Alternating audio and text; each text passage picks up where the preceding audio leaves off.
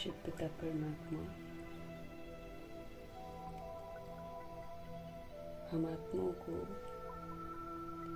समझ दे रहे हैं कि जितना बाप में निश्चय है उतना ही उनके महावाक्यों में, उनके फरमानों में निश्चय बुद्धि होकर चलना है। जितना टीचर में निश्चय है उतना फिर उनकी पढ़ाई के प्रमाण पूर्ण रीति से चलना है। जितना गुरु रूप में हम उन्हें सद्गुरु के रूप में देखते हैं, तो जितना हमें उनमें निश्चय है उतना उनकी श्रीमत पर चलना है।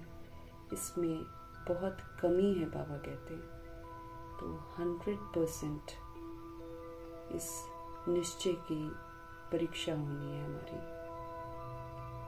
सिर्फ बाप टीचर सद्गुरु में निश्चय नहीं, लेकिन इस निश्चय के साथ साथ उनके फरमान, उनकी पढ़ाई, उनकी श्रीमत पर भी संपूर्ण निश्चय बुद्धि होकर चलना है। बाबा कहते हैं इसमें जो कमी है उसको अब भरो। नहीं तो फिर बराबर नहीं होगा ना। खाली जैसे हमने स्नेह कर लिया बाबा से और चले गए, मुरली सुन ली, मधुबन चले गए, आ गए, इससे तो नहीं चलेगा ना। जो वो कह रहे हैं वो करना है, उसके मार्क्स मिलने हैं। तो विशेष ध्यान खिंचवा रहे हैं भगवान हम आत्माओं का। हम आत्माओं को वो कमियों को भरना है। मीठे मीठे परमपिता परमात्मा जो हम आत्माओं के हितैषी हैं, उनका तहे दिल से हम धन्यवाद करेंगे। और ब्रह्मा माँ सब कुछ करके दिखाती है। निश्चय बुद्धि होकर उन्होंने सबूत दिया है कि बाप टीचर सद्गुरु में निश्चय होते हुए उन्होंने उनके फरमानों को, उनकी आज्ञाओं को, उनकी श्रीमत को संपूर्ण पालन किया है और उसका सबूत दिया है। तो ऐसी माँ का भी हम बहुत बहुत धन्यवाद करेंगे जो माँ का रोल भी प्ले कर रही हैं और व्यक्त अव्यक्त ब्रह्मा का रोल प्ले करती हैं, बिग ब्रदर का रोल प्ले करते हैं वो, और फिर ग्रेट ग्रेट ग्रैंडफादर का रोल प्ले करते हैं। हम आत्माओं को भी सिखाते हैं कि हम भी पूर्वज आत्माएं हैं, हमें भी ऐसे ही जैसे ब्रह्मा जी ने किया है वैसे ही करके हमको ब्रह्मचारी भी बनना है। सिर्फ ब्रह्मचर्य होने से कुछ नहीं होगा, लेकिन साथ में ब्रह्मचारी भी बनना है। तो जैसे जैसे ब्रह्मा जी ने किया है वैसे वैसे करके हमको आगे बढ़ना है। तो ऐसी सबूत देने वाली आत्मा, उनका भी तहे दिल से धन्यवाद करेंगे। धन्यवाद करते हुए दोनों जबरदस्त लाइट्स को हाजिर नाजिर करके उनके जो महावाक्य हैं, परमपिता परमात्मा जी के जो महावाक्य हैं, हम सब उन्हीं से समझेंगे और उन्हीं से समझते हुए ये जो समझ है पूरे वायुमंडल में फैले, तत्वों में फैले, पूरी प्रकृति में फैले। दिल से हम सब दुआ करेंगे। मीठे मीठे परमपिता परमात्मा जी के महावाक्य यूनिवर्स में मौजूद सभी आत्माओं तक भी पहुँचे, ये भी हम दिल से दुआ करेंगे। उन आत्माओं तक पहुँचे जो इस समय वृद्ध शरीरों में हैं, मोहताज हो गई हैं दूसरों के रिश्तों के। उन तमाम आत्माओं में ताकत आए, हर आत्मा का बुद्धि का योग परमपिता परमात्मा जी के साथ जुड़े, ये हम दिल से दुआ करेंगे। उन आत्माओं तक प्रभु जी की समझ पहुँचे जो हम आत्माओं के साथ लौकिक में कनेक्टेड हैं। उन आत्माओं तक समझ पहुँचे जो हमारे साथ नकारात्मकता से जुड़े हुए हैं। सबका बुद्धि का योग हम आत्माओं से हटे और अब परमपिता परमात्मा जी के साथ लगे। सबका बुद्धि का योग देहधारियों से हटे और परमपिता परमात्मा जी के साथ लगे। ये हम सब दिल से दुआ करेंगे। परमपिता परमात्मा जी के महावाक्य, इसकी जो शक्ति है उन आत्माओं तक पहुँचे जो रोज शरीर छोड़ रहे हैं। कोई किस विधि से, कोई किस विधि से, कोई सुसाइड कर रहे हैं, कोई कुछ कर रहे हैं, किसी को कोई मार रहा है, कोई कुछ कर रहे हैं। इस तरह के दौर से हम सब गुजर रहे हैं। तो रोज़मर्रा की ज़िंदगी में रूहें जो हैं आकारी शरीरों में दुखी हैं, परेशान हैं, सब तक मीठे मीठे परमपिता परमात्मा जी की समझ पहुँचे। हर आत्मा परमात्मा से जुड़े, सुकून प्राप्त करे, दिल से दुआ करेंगे। उन आत्माओं तक प्रभु जी की समझ पहुँचे, मुरली की समझ पहुँचे जो गर्भ जेल में प्रवेश कर चुके हैं। उन आत्माओं तक प्रभु जी की समझ पहुँचे जो हॉस्पिटल में पीड़ित हैं, जो घरों में पीड़ित हैं, कमज़ोर हो गई हैं। उन तमाम आत्माओं में फिर से शक्ति आए, सब प्रभु से जुड़े और अपने आप को सशक्त बनाएं। दिल से हम सब दुआ करेंगे। उन आत्माओं तक प्रभु जी की समझ पहुँचे जो प्राकृतिक आपदाओं की शिकार हो गई हैं या फिर दैहिक हिंसाओं की शिकार हो गई हैं। सब में शक्ति आए, सब प्रभु से जुड़े, दिल से दुआ करेंगे। क्योंकि जितने भी बाबा कहते हैं हादसे हो रहे हैं, जितनी भी हिंसाएं हो रही हैं, वो एक्चुअली इसलिए हो रही हैं ताकि आत्माओं का बुद्धि का योग अब परमात्मा की तरफ जाए, क्योंकि ये मुक्ति, जीवन मुक्ति का समय आ गया है। मीठे मीठे परमपिता परमात्मा जी के महावाक्य उन आत्माओं तक पहुँचे जो वाम मार्ग में चली गई हैं। सबको पवित्रता फिर से आकर्षित करे। हर आत्मा वापस अपने परमपिता परमात्मा के पास आए, दिल से दुआ करेंगे। उन आत्माओं तक प्रभु जी की समझ पहुँचे जो कुमार कुमारियों के शरीरों में हैं, जो छोटे शरीरों में विराजमान आत्माएं हैं। सब सुरक्षित रहे प्रभु जी के साथ, क्योंकि ये तो बहुत ही खतरनाक दौर से गुजर रही हैं। और मीठे मीठे परमपिता परमात्मा जी के महावाक्यों की शक्ति उन आत्माओं तक पहुँचे जो अपनी संस्था बनाकर बैठ गए हैं। खुद तो गुमराह हो ही रहे हैं, दूसरों को भी गुमराह कर रहे हैं। सद्बुद्धि आए, वापस प्रभु जी के पास आए, दिल से हम सब दुआ करेंगे। मीठे मीठे परम पिता परमात्मा जी की समझ भिन्न भिन्न सत्ताओं के प्रति भी समर्पित करेंगे। राज्य सत्ता, भक्ति की सत्ता और जो धर्म के नाम पर सत्ताएं बनाई हुई हैं, जो विज्ञान की सत्ता है, सभी सत्ताओं तक, जो जातियों में बटे हुए हैं, धर्मों में बटे हुए हैं, रंग रूप में बटे हुए हैं, पैसों में बटे हुए हैं, राज्यों में बटे हुए हैं, सभी आत्माओं तक प्रभु जी की समझ पहुंचे। हर आत्मा को समझ आए कि हम सब यहाँ पर मेहमान हैं, हम सबको वापस घर जाना है। हर आत्मा में सद्बुद्धि आए, हर आत्मा पाप कर्मों से मुक्त हो, दिल से हम सब दुआ करेंगे। मीठे मीठे परमपिता परमात्मा जी की समझ उन आत्माओं तक पहुंचे जो दैहिक धंधे कर रही हैं, जो करवा रही हैं, वैश्या बन गई हैं जो आत्माएं, जो किन्नर बन गए हैं, सब दैहिक धंधे इस समय कर रहे हैं। सबको सद्बुद्धि आए, सब तक प्रभु जी की समझ पहुंचे, सब पवित्रता की तरफ आकर्षित हो, दिल से हम सब दुआ करेंगे। भूत प्रेत आत्माएं जो भटक रही हैं, उन तमाम आत्माओं तक प्रभु जी की समझ पहुंचे, वो आत्माएं भी अब प्रभु के साथ जुड़े, ये हम सब दिल से दुआ करेंगे। तंत्र मंत्र रिद्धि सिद्धि करने वाली जो आत्माएं हैं, तांत्रिक विद्या यूज करने वाली जो आत्माएं हैं, सभी आत्माओं को सद्बुद्धि आए, सब तक प्रभु जी की समझ पहुंचे, हर आत्मा प्रभु की तरफ लौटे, ये हम सब दिल से दुआ करेंगे। उन जगहों पर उन आत्माओं तक प्रभु जी की समझ पहुंचे जहां अभी तक परिचय ही नहीं मिला है, ये भी हम दिल से दुआ करेंगे। अपने लिए तो भाई दुआ करनी ही करनी है कि जो भगवान इतना हम लोग को पढ़ा रहे हैं, उस पढ़ाई को हम अमल में जरूर लेकर आए। ये दुआ करते हुए देखेंगे आज हमारे परमपिता परमात्मा किस विधि से हमको सत्यता और दिव्यता की सभ्यता सिखाते हैं। मीठे मीठे बाबा, मीठे मीठे बाबा बोले, मीठे बच्चे, ये पुरुषोत्तम संगम युग है, हमको याद रखना है, हम कलयुग में नहीं हैं। हमारे लिए ये संगम युग है। परमपिता परमात्मा हम आत्मा को पढ़ा रहे हैं, हमसे मिलन मना रहे हैं और हम आत्मा को इशारा दे रहे हैं, जल्दी पुरुषोत्तम बनो, अर्थात सभी आत्माओं में उत्तम बनो, अर्थात सूर्यवंशी घराने में आने लायक बनो।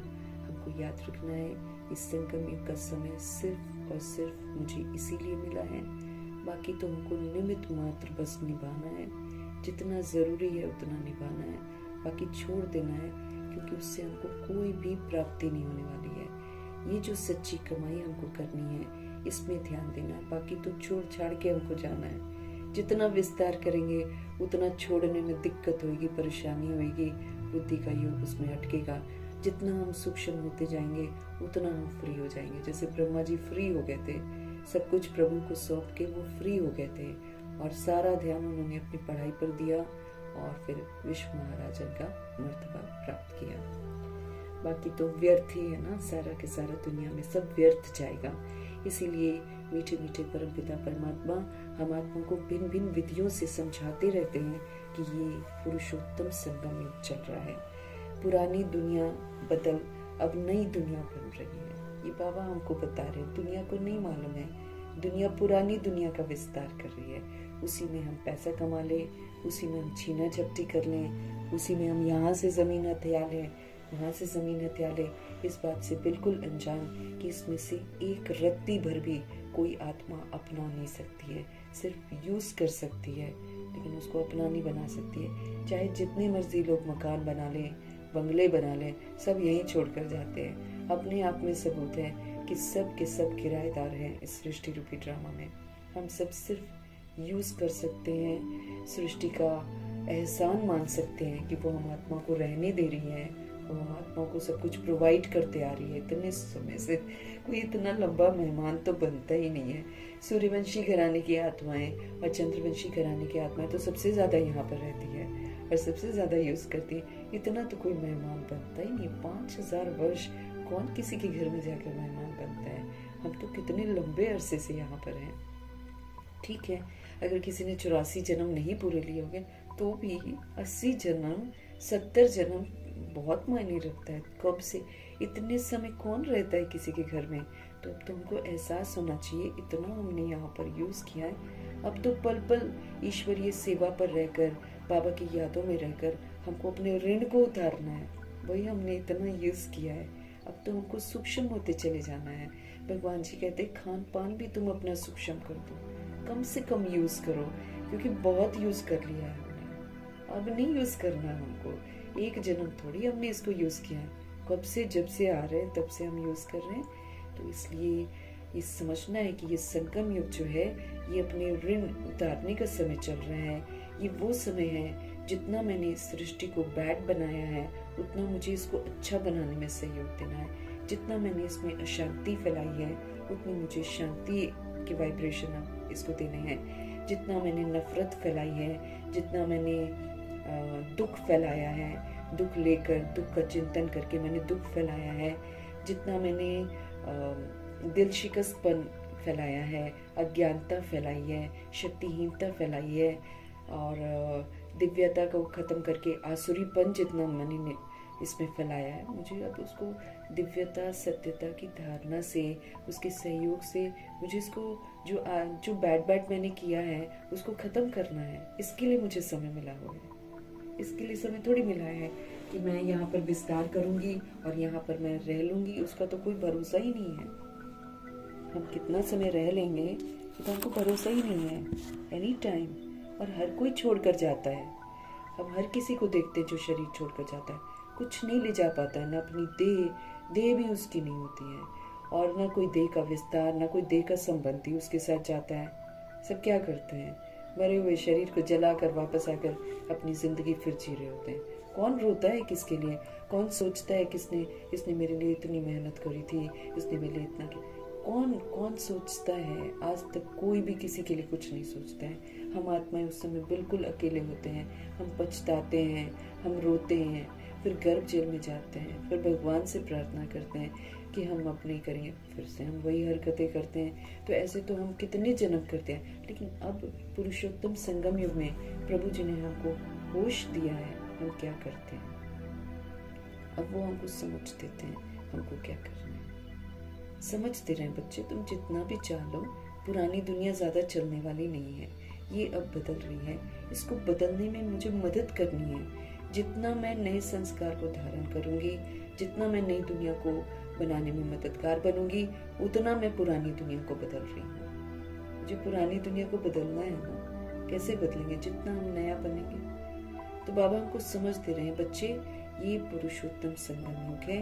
प्रभु जी इसमें प्रवेश करते हैं ड्रामा में, और जब वो प्रवेश करते हैं तो सब कुछ ठीक ठाक करके जाते हैं। पुरानी दुनिया बदल रही है, नई बन रही है। तुम्हें अब पुरुषार्थ कर उत्तम देव मर्तबा पाना है। सबको ऑप्शन देते हैं, आओ और फिर उत्तम देव आत्मा बनो, देवता बनो। सबको बोलते हैं तुम सतोगुणी आत्मा हो। सबको बाबा बोलते हैं तुम सतयुगी देव आत्मा हो। अब ये स्वमान जो आत्मा स्वीकार कर लेती है, जैसे मातेश्वरी और ब्रह्मा जी करते हैं, तुरंत स्वीकार करते हैं कि हाँ मैं सतयुगी देव आत्मा हूँ, और बस उसी स्मृति से वो पुरुषार्थ करना शुरू कर देते हैं। वो सत्यता और दिव्यता को धारण करते हैं। वो ये नहीं देखते हैं कि हम कमी कमजोरियों को कैसे खत्म करें, वो इस बात पर कंसंट्रेट करते हैं कि हमको देव आत्मा कैसे बनना है, और बन जाते हैं। तो बाबा हमको भी यही समझते रहे कि दुनिया बदल रही है, पुरानी दुनिया खत्म हो, नई दुनिया में आना है। तुम्हें अब पुरुषार्थ करना है, उत्तम देव मर्तबा पाना है। ऊंचा पुरुषार्थ करो और देव मर्तबा पाओ। ये बाबा की हम आत्माओं से जानना है। प्रश्न है, सर्विसेबल बच्चों की बुद्धि में कौन सी बात हमेशा याद रहती है? अब सर्विसेबल मीन्स स्व परिवर्तन। जो सोल जैसे मम्मा पापा है ना, ये लोग थे सर्विसेबल। तुरंत एकदम भगवान जी ने समझ दी, आत्मा पर कंसंट्रेट करना शुरू कर दिया, आत्मा का पाठ पक्का करना शुरू कर दिया, कर्म करते उठते बैठते अपने को आत्मा समझा। सर्विसेबल बच्चे अपना परिवर्तन करते गए, सेवाएं करते गए। उनका आचरण ही कितनों को उनके आचरण ने बदल रहा है ना सबको। और शरीरी अवस्था, फरिश्ता अवस्था, दोनों आत्माओं की अद्भुत अपनी अपनी विधि से अवस्था थी, और उन अवस्थाओं ने कितनों का परिवर्तन किया। तो जो सर्विसेबल बच्चे होते हैं, उनकी बुद्धि में कौन सी बात हमेशा रहती है? उन्हें याद रहता है कि धन दिए धन न खुटे। धन कौन सा धन? अविनाशी धन। वो वाला धन तो जो स्थूल धन है, वो तो आप किसी को देंगे तो वो खुटता चला जाता है ना। लेकिन ये वाला जो अविनाशी धन है, इसके लिए गायन है कि धन दिए धन न खुटे। ये तो ऐसा धन है जिसको जितना हम बांटते हैं उतना ये हमारे पास बढ़ता है। जितना हम इसको यूज करते हैं, जितना हम इसको धारण करते हैं, और जितना, क्योंकि यहाँ पर क्या करना होता है, खाली बोलना थोड़ी होता है। ज्ञान धन मतलब समझ का धन। जब हमको समझ मिलती है कि मैं एक सोल हूँ, तो इस समझ से जब हम पाठ बजाते हैं तो ये है फिर मेरे पास ज्ञान का धन। ये नहीं कि खाली हम बोल रहे हैं और दूसरों को सुना रहे हैं, तब तो मेरे पास ज्ञान धन नहीं है। लेकिन जो बाबा हमको ज्ञान देते हैं वो हमें समझ दे रहे हैं। समझ किसके लिए दे रहे हैं? ताकि हम नष्ट मोहा बन जाएं, स्मृति स्वरूप बन जाएं। तो नष्ट मोह स्मृति स्वरूप बनने के लिए मेरे को ये ज्ञान मिल रहा है। तो जब मैं आत्मा समझ से पाठ बजाती हूँ तो समझो कि मेरे पास ज्ञान धन है। मेरी ये जो समझ का पाठ है, यही दूसरी आत्माओं को जागृत करेगा। जैसे द्वापर युग कलयुग की सोल्स जो है, वो तब अपने को आत्मा समझ पाएंगे जब हम स्मृति स्वरूप बन जाएंगे। वो हम हमारे बोलने से तो वो नहीं सुनेंगे ना, लेकिन हमारे स्मृति स्वरूप से बनेंगे। तो ये जो धन बाबा हमको देते हैं, ये धारण करके सेवाओं में लगाने वाला धन है। इसको हम जितना भी बांटते जाएं, ये बढ़ता ही चला जाएगा। बाबा के दिए हुए जितने भी खजाने हैं, उनको हम जितना यूज करते जाएंगे वो उतना ही बढ़ता चला जाएगा। ये इसकी विशेषता है। इसलिए वो रात दिन नींद का भी त्याग कर ज्ञान धन का दान करते रहते हैं ना। रात दिन की नींद का त्याग करना मतलब जागृत अवस्था में रहना। जैसे ब्रह्मा जी थे, है ना, मम्मा थी, ये लोग जागृत अवस्था में रहते थे। रात दिन नींद का भी त्याग कर ज्ञान धन का दान करते रहते थे। आज का डॉक्टर बोलेगा 8 घंटा सोना जरूरी है, 9 घंटा सोना जरूरी है, लेकिन ये जो रूहानी सर्जन बोलते हैं, ये तो बोलते हैं कि जो संगम युग का समय है, ये तो निरंतर जागृत रहने का समय है। और जो इसमें निरंतर जागृत रहती है आत्मा, वो ज्यादा तंदुरुस्त होती जाती है। कहीं भी हम आत्माओं ने, चलो मम्मा जी ने तो यूथ बॉडी में शरीर छोड़ दिया तो उनको किसी चीज की जरूरत नहीं पड़ी। हमारे ब्रह्मा जी तो 94 की बॉडी में थे, कहीं भी उन्होंने किसी चीज का सहारा नहीं लिया, किसी भी चीज का सहारा नहीं। फरिश्तों की उनकी चाल थी। इसलिए ये कहना कि आयु बढ़ जाती है इसलिए हम चल नहीं पाते हैं, या कईयों का होता है अजी अब क्या करें, अब तो क्या कर सकते हैं, अब तो आयु ऐसी होती है। यही टिपिकल डायलॉग सबका यही होता है। किसी को सत्य ज्ञान भी जाकर देंगे ना, कहाँ हम कर सकते हैं, अब आप कीजिए, हम कहाँ करेंगे, अब तो हम 60 क्रॉस कर गए हैं, अब हमारी कहाँ उम्र है, ऐसे बोलते हैं, खुद ही हार के बैठ जाते हैं। यहाँ ब्रह्मा जी प्रूव करते हैं, बॉडी 94 की हो चाहे 60 की हो, हम यूथ रह सकते हैं। सोल है, सोल बॉडी को चला रही है, सोल यंग है, सोल कभी भी ओल्ड होती ही नहीं है। बॉडी ओल्ड होती है, बॉडी दुखदाई होती है, क्योंकि हमारे कर्म वैसे खोटे हो जाते हैं। हम काम क्रोध लोभ अहंकार के शिकार हो जाते हैं, इसलिए हमारे शरीर रोगी हैं। अदरवाइज थोड़ी रोगी हो सकते हैं, पवित्र शरीर रोगी नहीं होते हैं। तो ब्रह्मा जी तो पूरा फरमानों पर चल रहे थे, तो देखो 94 की बॉडी में भी किसी का सपोर्ट नहीं लिया उन्होंने। किसी ने उनको, चलो दादियों को तो फिर भी आत्माएं में पकड़ती थी, लेकिन या व्हील चेयर पर बिठाती थी, लेकिन हमारे ब्रह्मा जी ने तो कोई व्हील चेयर यूज नहीं करा, कोई वॉकर यूज नहीं करा, कुछ भी यूज नहीं करा। उल्टा वो चलते थे और सब दौड़ते थे। इतनी फरिश्तों की चाल थी। तो इट ऑल डिपेंड्स हम कितना पवित्रता को संपूर्ण धारण करते हैं, कितना हम शक्तिशाली बनते हैं, उसके आधार से हम अपनी बॉडी को चला सकते हैं। थकते नहीं है। ब्रह्मा जी कहाँ थकते थे। कई बार दादियाँ बोलती थी 10:30 बजे देखो तो लाइट जल रही है, कई बार 11 बजे जल रही है, कई बार 2 बजे भी जल रही है। 2 बजे तो वो उठ ही जाते थे। 2 बजे तो कई एक बार शिव बाबा उनसे मुरली लिखवाते थे। 2 बजे तो वो उठ ही जाते थे।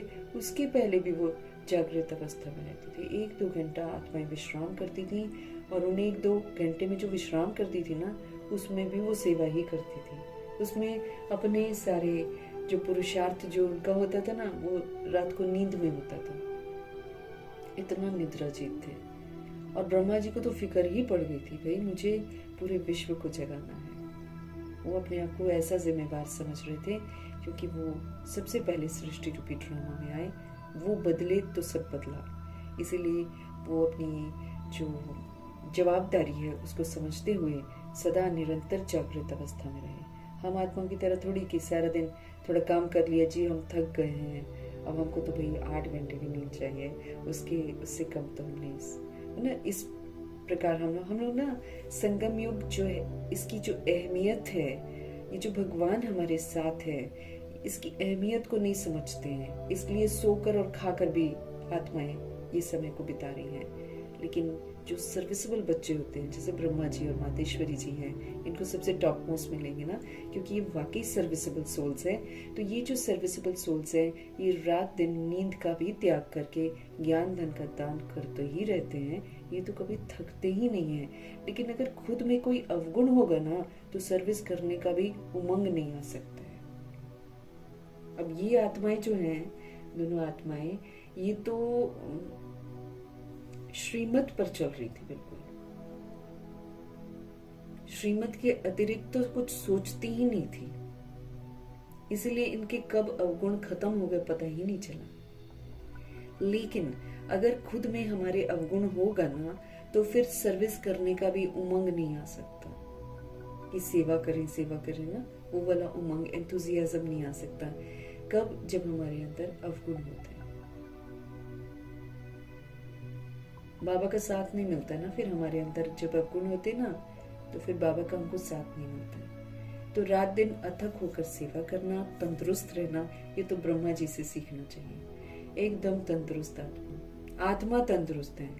हिसाब किताब भी जो, और बाबा कहते हैं हिसाब किताब सबसे ज्यादा ब्रह्मा जी ने चुकतो किए हैं, क्योंकि फर्स्ट सोल है ना ड्रामा में प्रवेश करने वाली। पता ही नहीं लगने दिया, किसी का ध्यान उनमें जाए पता ही नहीं लगने दिया। इतनी खतरनाक हिसाब किताब को उन्होंने पता नहीं, श्रीमत पर चलकर सेवाओं में मगन रहकर, ज्ञान योग धारणा सेवा में मगन रहकर उन्होंने हिसाब किताब सारे चुकतो कर लिए। वो तो रात रात भर भी जागते थे।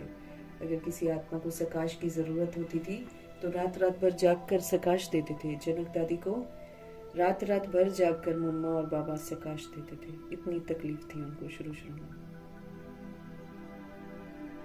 देव कुल की आत्माएं हैं ना, देवता बनने वाली आत्माएं हैं। इनकी तो छोटी छोटी गलतियों को बहुत बड़ी गलती माना गया है, इसलिए इनके साथ सबसे ज्यादा कर्म भोगा है। लेकिन याद के बल से और फरमानों पर चलने, अब ब्रह्मा जी फरमान बरदार थे, ईमानदार थे, वफादार थे, आज्ञाकारी थे। इसका सबूत दिया उन्होंने। तो फिर जब इसका सबूत दिया तो भगवान जी ने मदद करी है उनकी। तो ये दिमाग से हटा देना है कि इतनी आयु है तो इतनी आयु है तो उतनी आयु।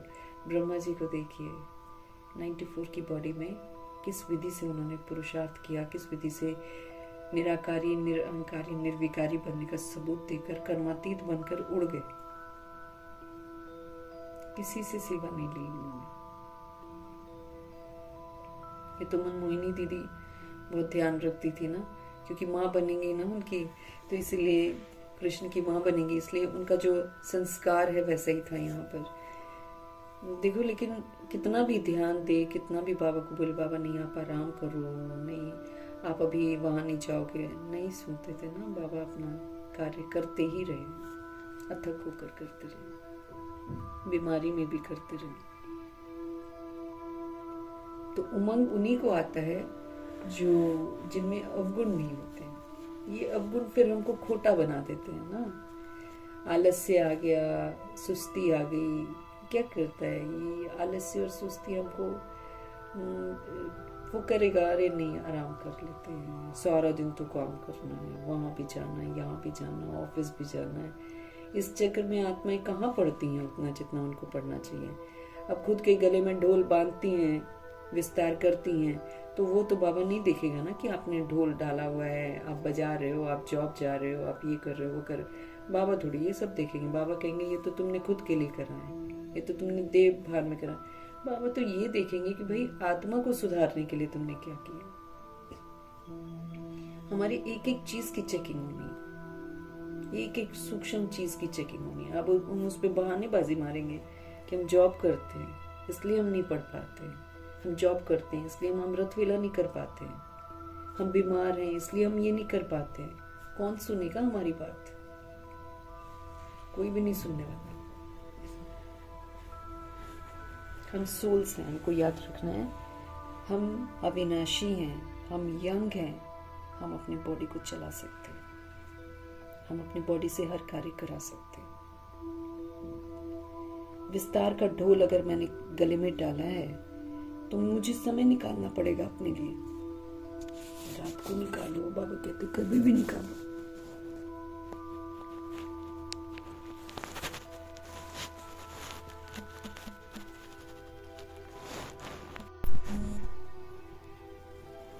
शिव बाबा थोड़ी सुनिए हमारी बात। बच्चे देखने थे, वो देखना था, इसलिए कमाना था, घर कैसे चलेगा, वो कैसे चलेगा। हाँ, ये तो हम बहुत गलत फहमी में हैं। हमारे घर, हमारा खर्चा हमारे बाबा चला रहे हैं, वरना ड्रामा में तो हम चला ही नहीं सकते। जिस दौर में हम गुजर रहे हैं और जिस तरीके से हमने इस सृष्टि को तमो प्रधान बनाया है, हमको ये सृष्टि एक रोटी भी न दे। हमको जो मिल रहा है बाबा की बदौलत मिल रहा है, लेकिन उसका अगर हम विस्तार कर रहे हैं, उसके आगे बढ़ रहे हैं कि चलो हम अगले साल कर लेंगे, उसके अगले साल कर लेंगे, तो बहुत मना हमको टाइम तो मिलने वाला नहीं है। हम वो कर ही नहीं सकते हैं जो हम आज कर सकते हैं। हम कल नहीं कर सकते हैं, सेम टाइम मेरे को कल नहीं मिलने वाला है। मुसीबतें, प्रॉब्लम्स इतनी ज्यादा आने वाली हैं। 8 पेपरों की तैयारी कोई कम बात है क्या? एक एक फरमान जो बाबा का मिला हुआ है वो अमल में लाने के लिए मिला हुआ है। नहीं अमल में लाया है, ड्रामा मेरे से हिसाब मांगेगा।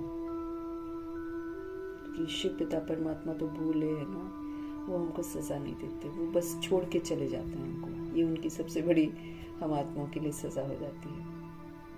छोड़ के चले जाते, फिर सुनते ही नहीं है, कोई भी बात नहीं सुनते। कब तक? 5,000 वर्ष तक। जो सुन रहे हैं अभी सुन रहे हैं।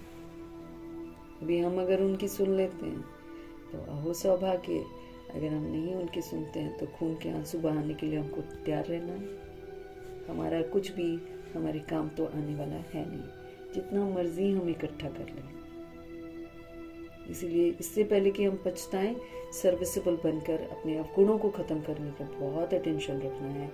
इतनी सारी सत्यता और दिव्यता की सभ्यता प्रभु जी ने हमको सिखाई है, वो सारी धारण करनी है। क्योंकि जब हम पूरा धारण करेंगे ना, तब हम न्याय कर पाएंगे, तब हम सृष्टि को, प्रकृति को और तत्वों को और ये ड्रामा को, यमदूत को, माया को संतुष्ट कर पाएंगे, धर्मराज को। ये सलाम करेंगे उन आत्माओं को जो पास विद ऑनर बनेगी। पास विद ऑनर कौन बनेगा? जो श्रीमत पर पूरा चलेगा, वरना नहीं पास हो सकते। अगर हम सारी बाबा की शिक्षाओं को अमल में नहीं लाते हैं, जैसे मातेश्वरी जी बोलती हैं, अगर आपने पूरी पढ़ाई नहीं पढ़ी है, अब चाहे हम लेट आए हों चाहे हम कैसे भी आए हों, अव्यक्त मुरली पढ़ना मेरा मतलब कर्तव्य है, क्योंकि बाबा ने उपलब्ध तो करा दी है पढ़ाई। अब हम नहीं थे उस समय तो वो अलग बात है, लेकिन पढ़ाई तो उपलब्ध है ना किताबों में। तो मेरी ड्यूटी है कि मैं उसको पढ़कर अपने आप को करेक्ट करूं। अब मैं बोलूं कि मेरे पास टाइम नहीं है तो फिर हम पेपर थोड़ी दे पाएंगे। मम्मा जी कहती हैं कि पूरी पढ़ाई नहीं पढ़ी होगी ना तो पेपर नहीं दे पाएंगे। तो सर्विसेबल बनना है। क्या करना पड़ेगा? बाबा कहते हैं अपने अवगुणों को खत्म करना पड़ेगा। अवगुण नहीं होंगे तो उमंग उत्साह से हम सेवा पर हाजिर रहेंगे। ओम शांति। मीठे मीठे रूहानी बच्चों के प्रति बाप बैठकर समझाते हैं। बच्चे जानते हैं परमपिता रोज रोज हमको समझाते हैं। अव्यक्त बाप दादा ने बोला है, बच्चे तुम मुझसे जितनी भी मेहनत ले रहे हो, तुमको मेहनत का रिटर्न देना ही पड़ेगा, अर्थात सजाएं तो मुझे मिलेंगी ही मिलेंगी। जितनी देर हम लगा रहे हैं अपने आप को आत्मा समझने में, जितनी देर हम लगा रहे हैं आत्मा समझकर पाठ बजाने में, उतना हम परमपिता परमात्मा जी से मेहनत ले रहे हैं। उनको हमको रोज समझाना पड़ रहा है, और जितना हम उनसे मेहनत ले रहे हैं उतना ही ड्रामा मेरे को पनिश करेगा। रिटर्न देना पड़ता है, क्योंकि वो ऑलमाइटी अथॉरिटी है ना। उनका फरमान मिलना मतलब तुरंत फरमान को मानना, कायदे से ये होना है। लेकिन अगर हम उसमें आनाकानी करते हैं, चाहे अपने संस्कारों की वजह से, बैड संस्कार की वजह से, चाहे बुरी आदतों की वजह से, जो भी हम करते हैं, तो उसकी सजा तो फिर हमको मिलती है। सजाओं से फिर हम बच नहीं सकते, क्योंकि बाबा की जगह ये ड्रामा लेता है फिर हमको ना हिसाब किताब।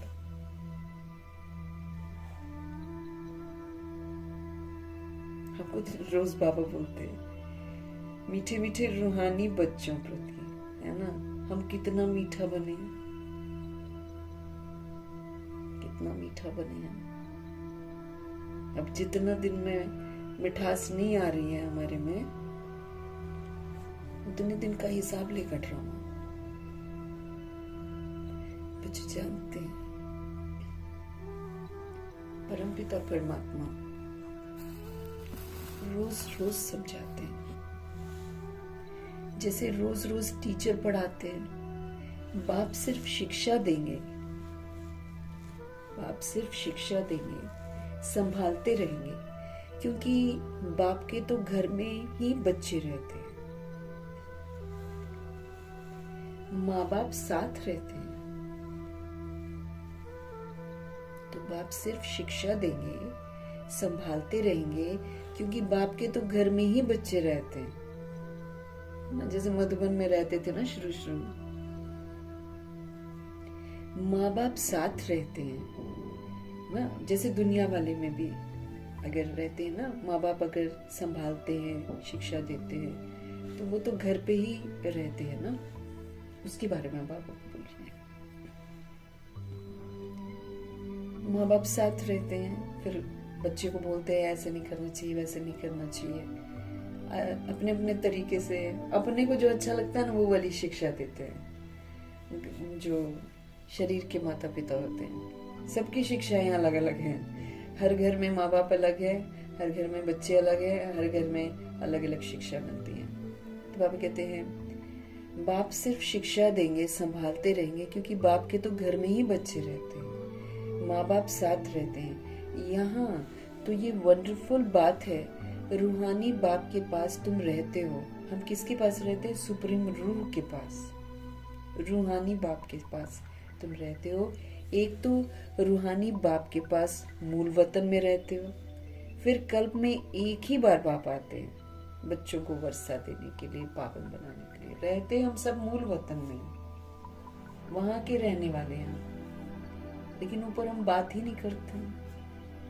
तो ये जो नीचे ड्रामा होता है, ये चाहे कुछ भी होता हो, है ना, द्वापर युग से कलयुग से हम गिरते जाते हैं। किसके लिए गिर रहे हैं? भगवान जी से मुलाकात करने के लिए। इसलिए बाबा कहते हैं अगर तुम गिर भी गए हो ना, तो अब उसका अफसोस मत करो, अब मैं तुम्हें मिला हूँ, है ना। तो बाबा क्यों मिलेंगे हमको? जब हम गिर जाएंगे तभी तो मिलेंगे ना। तो ऐसे हम मूल वतन के रहने वाले हैं सारे के सारे, रूहानी बाप के साथ रहते हैं, लेकिन वहाँ हमको बॉडी नहीं है, इसलिए हम वहाँ पर बात नहीं करते। वो स्वीट साइलेंस होम है। लेकिन फिर कल्प में एक ही बार शिव पिता परमात्मा ड्रामा में प्रवेश करते हैं, बाकी हम खेलते रहते हैं। अभी जैसे बाबा का कहना मानते हैं, कितना हम अपना वर्षा प्राप्त करते हैं, उसके अनुसार हम सतयुग या त्रेता युग में प्रवेश करते हैं। उसके बाद फिर हम खेलते ही रहते हैं। और क्या यूज करते हैं? ड्रेस यूज करते हैं। कौन सी ड्रेस? शरीर को यूज करते हैं। तो तरह तरह की ड्रेस लेकर पाठ बजाते बजाते बजाते बजाते अंत में हम अपने आप को ड्रेस ही समझने लग जाते हैं। ये तो भूल ही जाते हैं कि हम सोल्स हैं। फिर बाबा कल्प में एक ही बार ड्रामा में प्रवेश करते हैं और हम आत्मा की अस्त व्यस्तता को एक बिंदी लगवाकर हमको सही शिक्षा देकर फिर वापस घर लेकर जाते हैं। यहाँ पर जितना खिलौने मैंने ले रखे हैं, शरीर रूपी खिलौना, फिर उसका विस्तार का खिलौना, जितना भी मैंने ले रखा है, बाबा कहते हैं अब इसको छोड़ो। अब बच्चे कैसे होते हैं, जिद्दी होते हैं ना, खिलौना लेकर बोलेंगे नहीं हम तो नहीं छोड़ेंगे, हम तो नहीं छोड़ेंगे। फिर बाबा हमारे लिए सत्युग का वर्षा लेकर आते हैं, कहते ये लो ना, तो अच्छी चीज दिखाएंगे तो तब बुरी चीज छोड़ते हैं ना। तो अब बुरी चीजों को हमने इस कदर पकड़ रखा है, मोह माया में इस तरह हम जकड़ रखे कि हम उसको छोड़ना ही नहीं चाहते हैं। हम जानते भी हैं कि वो मेरी नहीं है, फिर भी हम उसको छोड़ना नहीं चाहते हैं। अब भगवान जी सुंदर सा जो जन्नत है उसका वर्षा देने के लिए रोज हम लोग को समझाते हैं, ये ले लो उसको छोड़ दो, ये ले लो उसको छोड़ दो। वो वैसे भी तुमसे ड्रामा छीन लेगा, वो वैसे भी तुम्हारा नहीं है। सारी बॉडी विनाशी है, सब विनाश हो जाएगी, सब कब्र दाखिल हो जाएगा। रोज बाबा हमको समझाते हैं और कहते हैं सत्युग का वर्षा लो। अब ये जो वर्षा है ये बाबा कहते कमाना पड़ता है,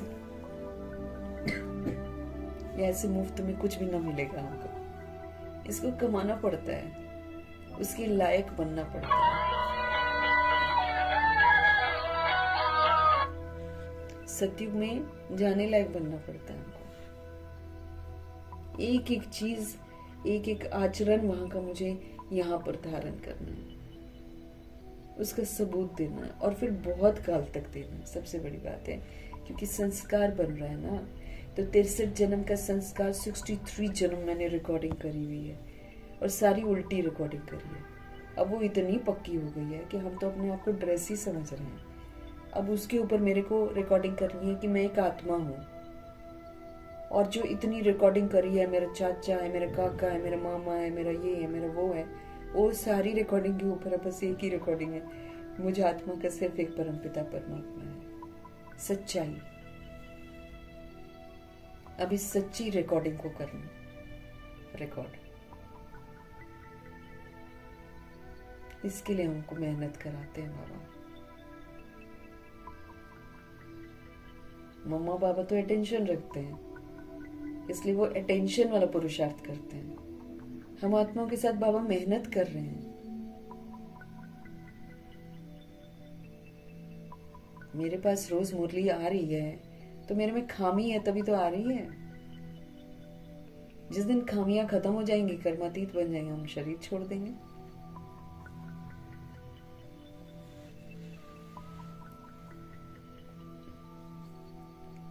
कल्प में एक ही बार आते हैं बाबा, बार बार नहीं आते हैं। बार बार हम उठ पटांग काम करते हैं इस दुनिया में, हमारे बाबा बीच में दखल देते ही नहीं है। उनकी शान नहीं है कि बार बार आओ, बार बार ठीक करो, ऐसा नहीं करते हैं। हाँ, जब अच्छी तरह हम बिगड़ कर, दुखी, अशांत होकर पुकारते हैं, जब हमारी धरनी तैयार हो जाती है सत्य को सुनने के लिए, तब प्रभु जी प्रवेश करते हैं। उससे पहले प्रवेश नहीं करते। जानते हैं इन लोग तो ऐसे हैं कि कुछ भी मांगते हैं, और जब मनोकामना पूरी हो जाती है तो पूछते भी नहीं है भगवान को। इसीलिए बाबा बीच में आते ही नहीं है। जब अच्छी तरह हम दुखी और शांत होते हैं, थक जाते हैं, सच्चाई को ढूंढते हैं जैसे ब्रह्मा जी ढूंढते थे, तब प्रभु जी ड्रामा में प्रवेश करते हैं।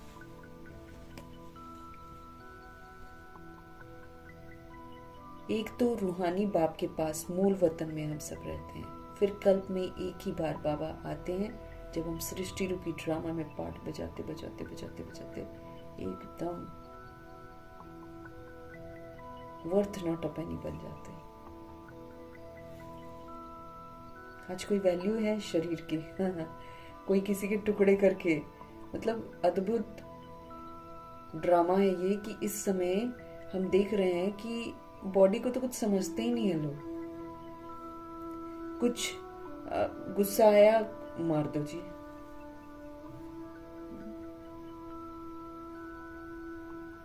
मोबाइल ने ऐसी दहशत फैला रखी है कि यूथ या बच्चे जो भी मोबाइल देखते हैं वो इतने गुस्से वाले बनते जा रहे हैं। पहले छोटे होते हैं जो हैं माँ बाप क्या करते हैं, हाथ में मोबाइल पकड़ा देते हैं, चलो जी हमको काम करना है, हमको सीरियल देखना है, हमको किसी से फोन पर बात करनी है, चलो जी बच्चों को मोबाइल पकड़ा दिया। फिर जब उनको आदत पड़ जाती है फिर छुड़वाते हैं, फिर छूटती नहीं आदत, वो हिंसात्मक हो जाते हैं।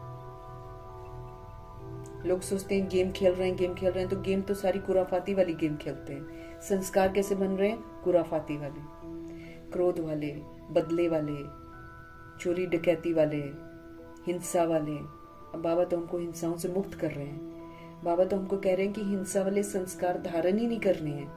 हिंसा तो ऑलरेडी हम करते हैं, उसके ऊपर अहिंसक रिकॉर्डिंग करनी है। बच्चे देख रहे हैं गेम, बच्चे खेल रहे हैं गेम, कार्टून्स देख रहे हैं, बस वो क्या रिकॉर्डिंग कर रहे हैं। अब तो हमको मालूम है ना कि आत्मा रिकॉर्ड कर रही है, तो आत्मा क्या रिकॉर्ड कर रही है? हिंसा रिकॉर्ड कर रही है।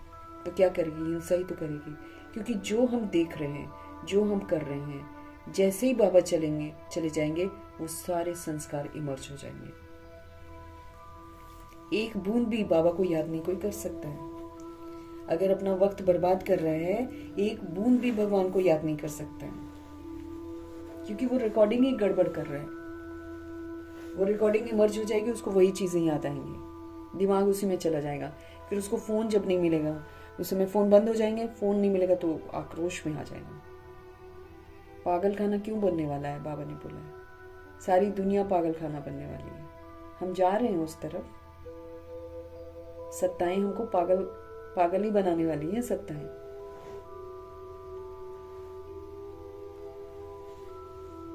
आज का यूथ अपना टाइम वेस्ट कर रहा है, रीलें बनाकर ना अपना टाइम वेस्ट कर रहे हैं, गेम में खेलकर टाइम वेस्ट कर। उनको समझ में ही नहीं आ रहा है कि जिन्होंने ये चीजें बना रखी हैं वो एक्चुअली बर्बाद कर रहे हैं यूथ को। ये समझ में नहीं आ रहा है यूथ को। सत्ताओं वाले जितने हैं, उनके जो बच्चे हैं, उनका पता करो तो सब विदेशों में पढ़ रहे हैं। कोई क्या पढ़ रहा है, कोई क्या पढ़ रहा है, वो तो नहीं, अपना मोबाइलों में टाइम वेस्ट कर रहे हैं। आम जनता को इसमें उलझा दिया है, आम स्कूल के बच्चों को इसमें उलझा दिया है। बच्चे गन देख रहे हैं, गन सीख रहे हैं, सारा वक्त अपना बर्बाद कर रहे हैं। सोचने की क्षमता यूथ की खत्म होती जा रही है। अपने लिए कुछ नहीं सोच रहे हैं, कुछ सकारात्मक करना है वो नहीं कर रहे हैं। बाबा के ज्ञान में चलना है उस तरफ भी ध्यान नहीं है। क्यों? क्योंकि मोबाइलों ने उलझा कर रखा है, ऐसी ऐसी चीज उसमें डाल रखी है कि बच्चा उसको छोड़ेगा ही नहीं।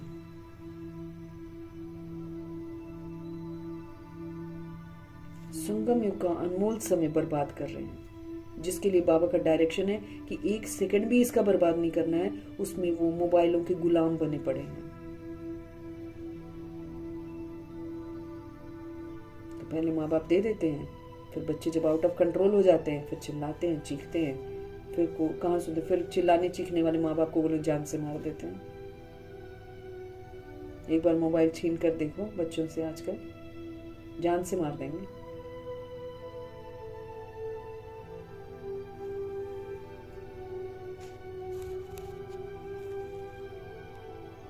कल्प में एक ही बार बाबा आते हैं, तो कितना ना इम्पोर्टेंट समय है ये।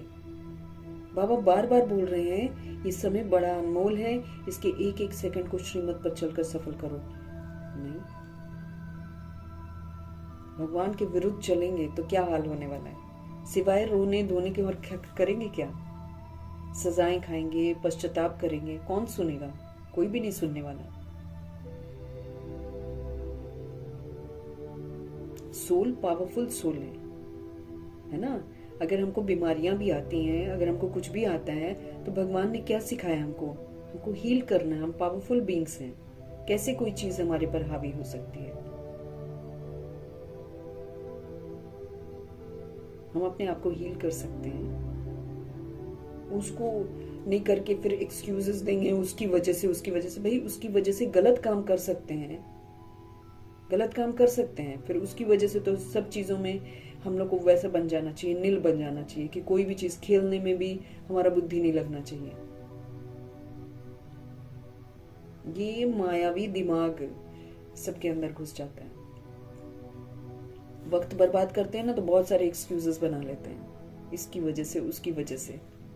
भगवान जी तो सुनने वाले नहीं है कुछ भी। धर्मराज जी तो बिल्कुल नहीं सुनेंगे। बाबा कहते हैं, जब मैं तुम्हारे साथ हूं और तुम मुझे कंपेनियन बना लेते हो, तुमको कोई कुछ कर नहीं सकता है। अगर कोई मुझे कुछ कर रहा है तो मैंने बाबा को कंपेनियन नहीं बनाया है, मैंने मर्यादा की लकीर को क्रॉस किया हुआ है। मैं अपने को आत्मा नहीं समझ रही हूँ, मैं अपने को शरीर समझ रही हूँ। फिर बाबा जिम्मेवारी नहीं लेते हैं। ये हमको अच्छे से समझ लेना चाहिए। बाबा कैसे हमको समझाते हैं, दुख और अशांति अगर मेरे जीवन में है, बाबा कहते हैं अपनी पवित्रता को चेक करो। पवित्रता सिर्फ ब्रह्मचर्य नहीं, पवित्रता एक बाप दूसरा न कोई, ना। मैं प्योर बनूंगी तभी तो मेरे जीवन में सुख और शांति होगा। अब मैं एक बाप दूसरा न कोई को छोड़कर 10 लोगों को सोच रही हूँ, और फिर जब दुख तकलीफ है तो भगवान मेरे को ठीक कर दो, भगवान मेरे को ठीक कर दो, बाकी मैं रिश्तों में फंसी पड़ी हूँ। तो फिर मैं ऑनेस्ट थोड़ी हूँ। तो फिर बाबा मेरी रक्षा क्यों करेंगे? क्या मैं अपने को आत्मा समझती हूँ हर पल? क्या मैं सबको आत्मा रूप में देखती हूँ हर पल? क्या मैं स्वधर्म में रहकर पाठ बजाती हूँ सदा? अगर है तो जीवन में सुख और शांति है। पवित्रता ही इतनी गहरी है भाई। ये तो अब पता चल रहा है गहराइयों का, कि प्योरिटी कितनी गहरी है। एक बाप दूसरा न कोई। साधन सेवाओं के लिए हैं, ये खेलने के लिए नहीं है हमारे पास साधन। ये खेल रहे हैं तो फिर हम अपना भाग्य खराब कर रहे हैं। हिंसा सीख रहे हैं, हिंसा। रिकॉर्डिंग कल बाबा ने 69 की मुरली में जो पढ़ा, उसमें बाबा क्या बोल रहे हैं, ये रिकॉर्ड करने का समय चल रहा है। तो जब रिकॉर्डिंग होती है तो बाबा कहते हैं कितना अटेंशन रखना पड़ता है।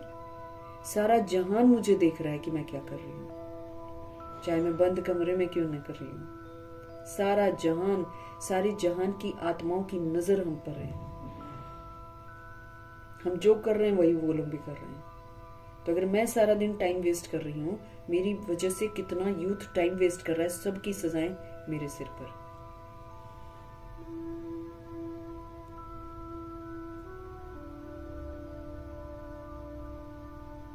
एक ही बार बाप आते हैं, कोई बार बार आएंगे क्या? सतयुग में खेलना है, त्रेता युग में खेलना है, द्वापर युग में खेलना है, कलयुग में खेलना, खेलते ही तो आए हैं हम। यही तो एक टाइम है बाप के साथ पूरा बिताने का। एक सत्य बाप मिला है हमें, जो हमको सच बता रहे हैं। बाकी दुनिया तो सारी झूठ बोल रही है, क्योंकि सब अपने आप को शरीर समझ रहे हैं। सबसे पहला झूठ तो यही है कि मैं शरीर हूं, क्योंकि मैं हूं ही नहीं ना शरीर। और मोबाइल ले लो, चाहे कोई भी मीडिया ले लो, क्या बता रहा है? शरीर के बारे में बता रहा है। किसी को पता है कि हम आत्मा है? एक ही बार आते हैं हमारे पिताजी।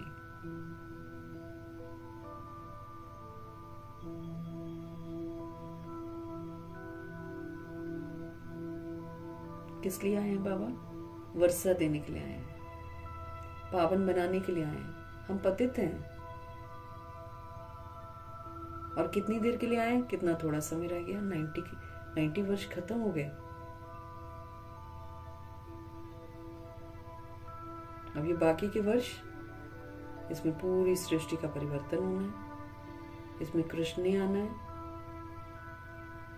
पढ़ाई तो समाप्त हो जाएगी। बाबा ने क्या बोला था, विनाश के कुछ समय पहले पढ़ाई बंद हो जाएगी।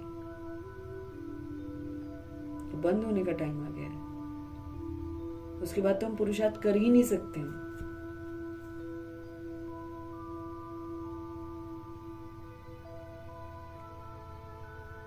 किस लिए आए बाबा? वर्षा देने के लिए आए। तो मेरे को क्या करना? वर्षा लेना है। 2500 वर्ष की राजधानी का वर्षा है, कोई छोटा मोटा वर्षा तो है नहीं। फ्री में एक भी चीज मिलने वाली नहीं है। वो तो लेना ही लेना है। वो जो 2500 वर्ष की राजधानी का जो वर्षा है वो तो लेना है। ये जो संगम युग का प्यारा प्यारा वर्षा है, अतीन्द्रिय सुख का, स्वीट साइलेंस का, ये सुख कब अनुभव हम करेंगे? जब हम बाबा का कहना मानेंगे तब तो अनुभव करेंगे। ये जो संगम युग की प्राप्तियां हैं, ये तो बाबा के साथ ही रहकर हम प्राप्त कर सकते हैं ना, कि हम बाद में प्राप्त करेंगे।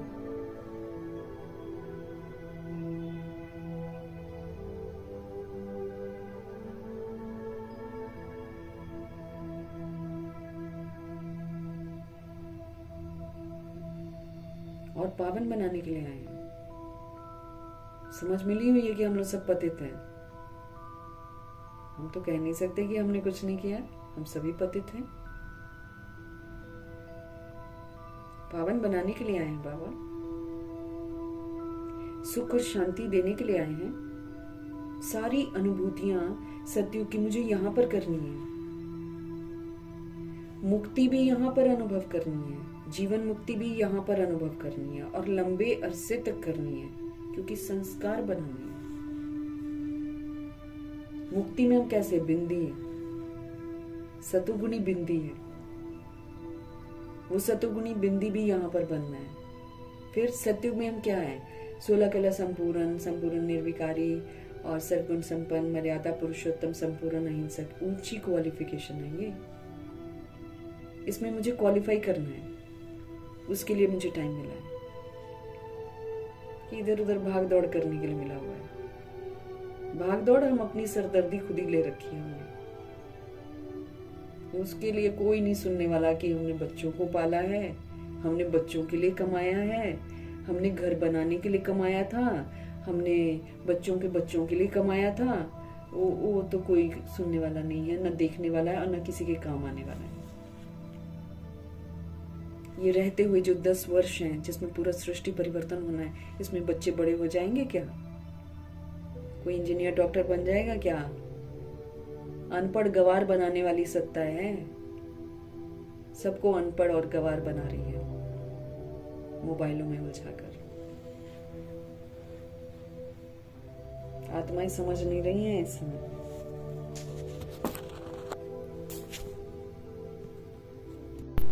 वर्षा देने आए हैं बाबा, हमको पावन बनाने के लिए आए हैं बाबा, हमको सुख और शांति देने के लिए आए हैं। इसको अनुभव करना है। अभी पवित्रता को पूरा धारण करना है हमको। अभी पावन बनने का सबूत देना है हमको। अभी हम भाग जाएंगे क्या इन चीजों से?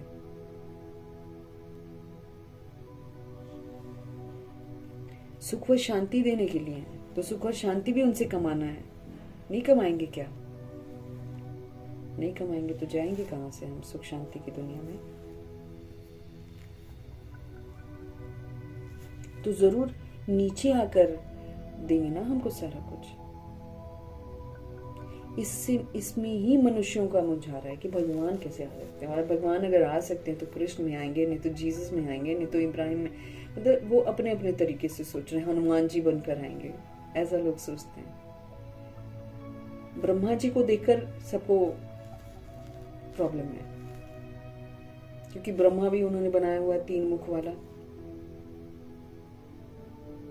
इसलिए कोटों में कोई में भी कोई परमपिता परमात्मा को पहचान पाता है। सब ब्रह्मा जी को ही देखते रह जाते हैं। वो ये नहीं देखते हैं कि हम पढ़ाई को देखें, भाई ज्ञान कितना सुंदर है। ना ना ना, बाहरी ब्रह्मा जी को देखकर ही लड़ते मरते रहते हैं। और खुद को वंचित कर लेते हैं।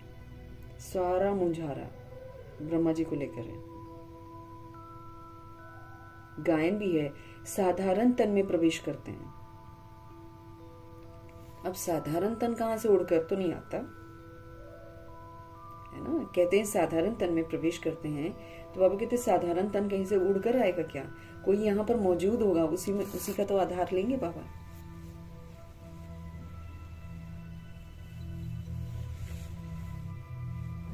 अब साधारण तन कहां से उड़कर तो नहीं आता, जरूर मनुष्य के तन में ही तो आते हैं। सो भी बताते हैं कि मैं इस तन में प्रवेश करता हूँ। तुम बच्चे भी अब समझते हो, बाप हमको स्वर्ग का वर्षा देने के लिए आए हैं, तो जरूर हम लायक नहीं हैं, पतित बन गए तभी तो आए हैं। वो पावन बनाने आए हैं, दैट मीन्स हम पतित हैं। हमारे पास कुछ नहीं, हम कंगाल बन गए हैं, तभी तो वो हमको लायक बनाने के लिए आए हैं, ताकि हम फिर से धनवान बने। स्थूल पैसा है किसी के पास तो बाबा उसको थोड़ी धनवान कहते हैं। बाबा कहते वो तो जिसके पास जितना पैसा उतना ही वो पाप आत्मा बनती है, गंदे काम उतने ही करती है वो जितना पैसा, क्योंकि पैसा अहंकार में ले आता है ना, फिर इंसान को सही क्या है गलत क्या है कुछ पता नहीं चलता।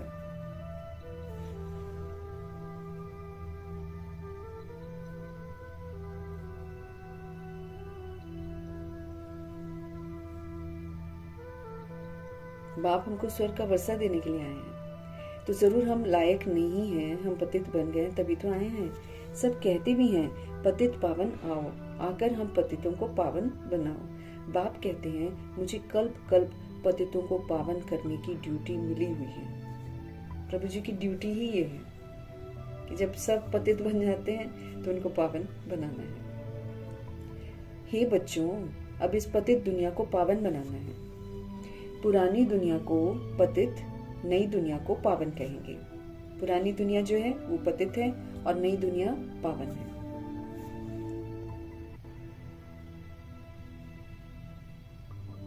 गोया पुरानी दुनिया को नया बनाने के लिए ही तो बाप आए हुए हैं। कलयुग को तो कोई भी नई दुनिया नहीं कहेगा, ये तो है ही पुरानी दुनिया। कह देते हैं न्यू दिल्ली, लेकिन न्यू दिल्ली जैसी चीज ही नहीं है इसमें। ये तो समझ की बात है ना। कलयुग है पुरानी दुनिया। बाप भी आएंगे जरूर, पुराने और नए के संगम पर ही तो आएंगे। पुराने और नए के संगम पर आएंगे। जब कहाँ भी तुम ये समझाते हो तो बोलो ये पुरुषोत्तम संगम युग है। बाप आए हुए हैं सारी दुनिया में, ऐसा कोई मनुष्य नहीं है जिसको ये पता हो कि ये पुरुषोत्तम संगम युग है किसी को पता? किसी को भी नहीं पता। जरूर तुम संगम युग पर हो तब तो समझाते हो ना। मुख्य बात है ही संगम युग की। सारे युगों में सबसे स्वीट युग यही है। इसमें हम समझते हैं, इसमें हम अपने आप को परिवर्तन करते हैं, इसमें हम सुंदर सा कंपेनियन मिलता है और सुंदर सी कंपनी मिलती है। फिर हम इसमें निखरते हैं, सत्यता दिव्यता को धारण करते हैं, रियलिटी की रॉयल्टी में आते हैं। ये सारा संगम युग में होता है। ये तो छोटा सा समय है, ये सिर्फ परमात्मा के साथ बिताने का समय है।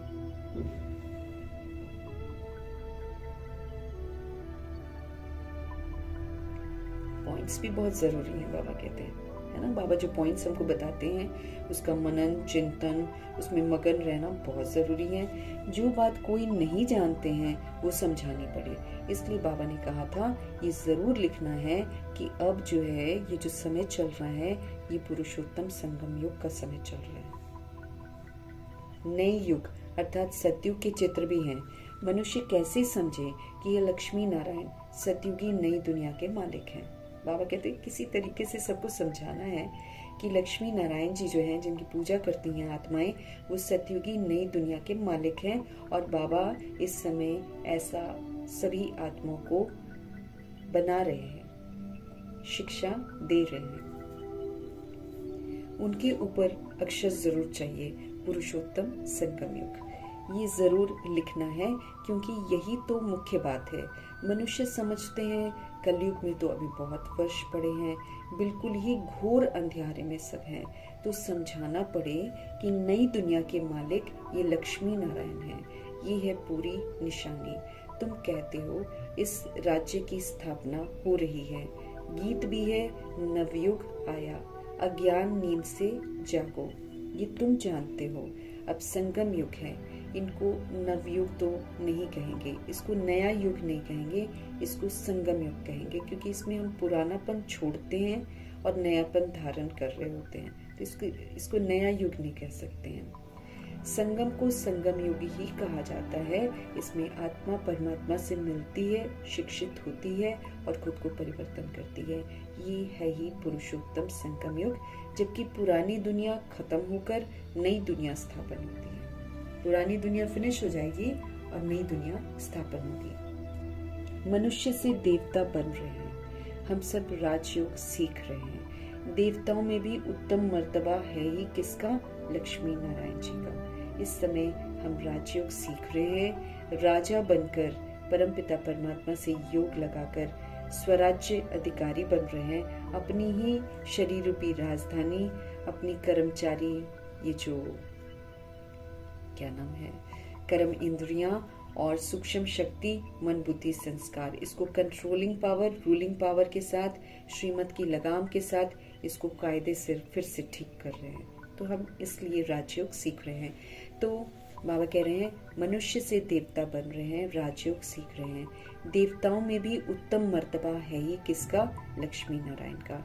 ये भी है तो मनुष्य, इनमें दैवी गुण है ये मनुष्य, वही 2 हाथ 2 पैर 2 आंखें, वही शरीर है, लेकिन परफेक्ट बॉडी है उनकी, और वो है ही मनुष्य, लेकिन उनमें दिव्यता है, उनमें दैवी गुण है, इसलिए उनको देवी देवता कहा जाता है। सबसे उत्तम गुण है पवित्रता का, तब तो मनुष्य देवताओं के आगे जाकर माथा टेकते हैं। सबसे उत्तम गुण किसका है? पवित्रता का है। इसी वजह से मनुष्य जो है वो देव आत्माओं के आगे जाकर माथा टेकते हैं। ये सारी पॉइंट्स जो हैं, ये बुद्धि में धारण उनको होगी जो सेवा करते रहते हैं। कहा जाता है ज्ञान धन दिए धन न खुटे। ये तो ऐसा धन है, जितना बांटो उतना ये बढ़ता ही चला जाता है। बहुत समझानी हमको मिलती रहती है। नॉलेज तो बहुत सहज है, परंतु कोई में धारणा अच्छी होती है, कोई में नहीं होती है। जिनमें अवगुण है वो तो सेंटर संभाल भी नहीं सकते हैं, है ना। सेंटर भी तो संभालना है। अब सेंटर संभालना मतलब सेंटर को अव्यक्त बनाना, उसको बोलते हैं सेंटर संभालना। कि बाहर से जब सोल आए, उसकी अवस्था जो है अव्यक्त हो जाए, वो देह के भान से परे होकर परमात्मा के साथ योग लगाए और फिर ज्ञान को ग्रहण करे, है ना। ये ऐसा होता है सेंटर। तो बाबा कहते हैं जिनमें होते हैं अवगुण, वो तो फिर सेंटर को संभाल नहीं पाते हैं, वो अव्यक्त वायुमंडल क्रिएट नहीं कर पाते हैं। तो बाप बच्चों को समझाते हैं, प्रदर्शनी में भी सीधे सीधे अक्षर देने चाहिए। पुरुषोत्तम संगम युग तो मुख्य समझाना चाहिए कि ये युग कितना इम्पोर्टेंट है, ये युग अभी चल रहा है, भगवान इसमें मौजूद हैं, हम आत्माओं के साथ कनेक्टेड हैं, हम आत्माओं को बाप की पालना दे रहे हैं, टीचर की पढ़ाई पढ़ा रहे हैं, और फिर साथ में हमको सद्गुरु बनकर वरदानों से हमको पाल रहे हैं। तो पुरुषोत्तम संगम युग मुख्य समझाना चाहिए। इस संगम पर आदि सनातन देवी देवता धर्म की स्थापना हो रही है। जब ये धर्म था तो और कोई धर्म था ही नहीं। जब आदि सनातन देवी देवता धर्म हुआ करता था, तब और कोई धर्म नहीं हुआ करता था। तो जब ये धर्म था तो और कोई धर्म नहीं था। ये जो महाभारत लड़ाई है ना, उनकी भी ड्रामा में बाबा कहते हैं नूंद है, फिक्स है महाभारत की लड़ाई। ये भी अभी निकले हैं, आगे थोड़ी थे। 100 वर्ष के अंदर सब खलास हो जाता है। 100 वर्ष के अंदर सब खलास हो जाता है। देखो 90 वर्ष खत्म है, 100 वर्ष के अंदर सब खलास हो जाता है। बाबा कहते हैं संगम युग को कम से कम 100 वर्ष तो चाहिए ना। सारी नई दुनिया बननी है। न्यू दिल्ली बनाने में कितना वर्ष लगा, अभी लिख देते हैं न्यू दिल्ली। एक बार कोई दिल्ली के अंदर घुस जाए और देख ले, 1-2 स्थानों को आप अच्छा बना दोगे तो थोड़ी न्यू दिल्ली बन जाती है। पुरानी दिल्ली में आ जाओ, आप नई दिल्ली के हिस्से में आ जाओ, आपको बद से बदतर जगह मिलेगी। नालों से भरपूर, गंदे पानी से भरपूर, कूड़े से भरपूर। कूड़ा तो जबरदस्त है। एक कूड़ा तो ऐसा है कि उसका पहाड़ बना हुआ है।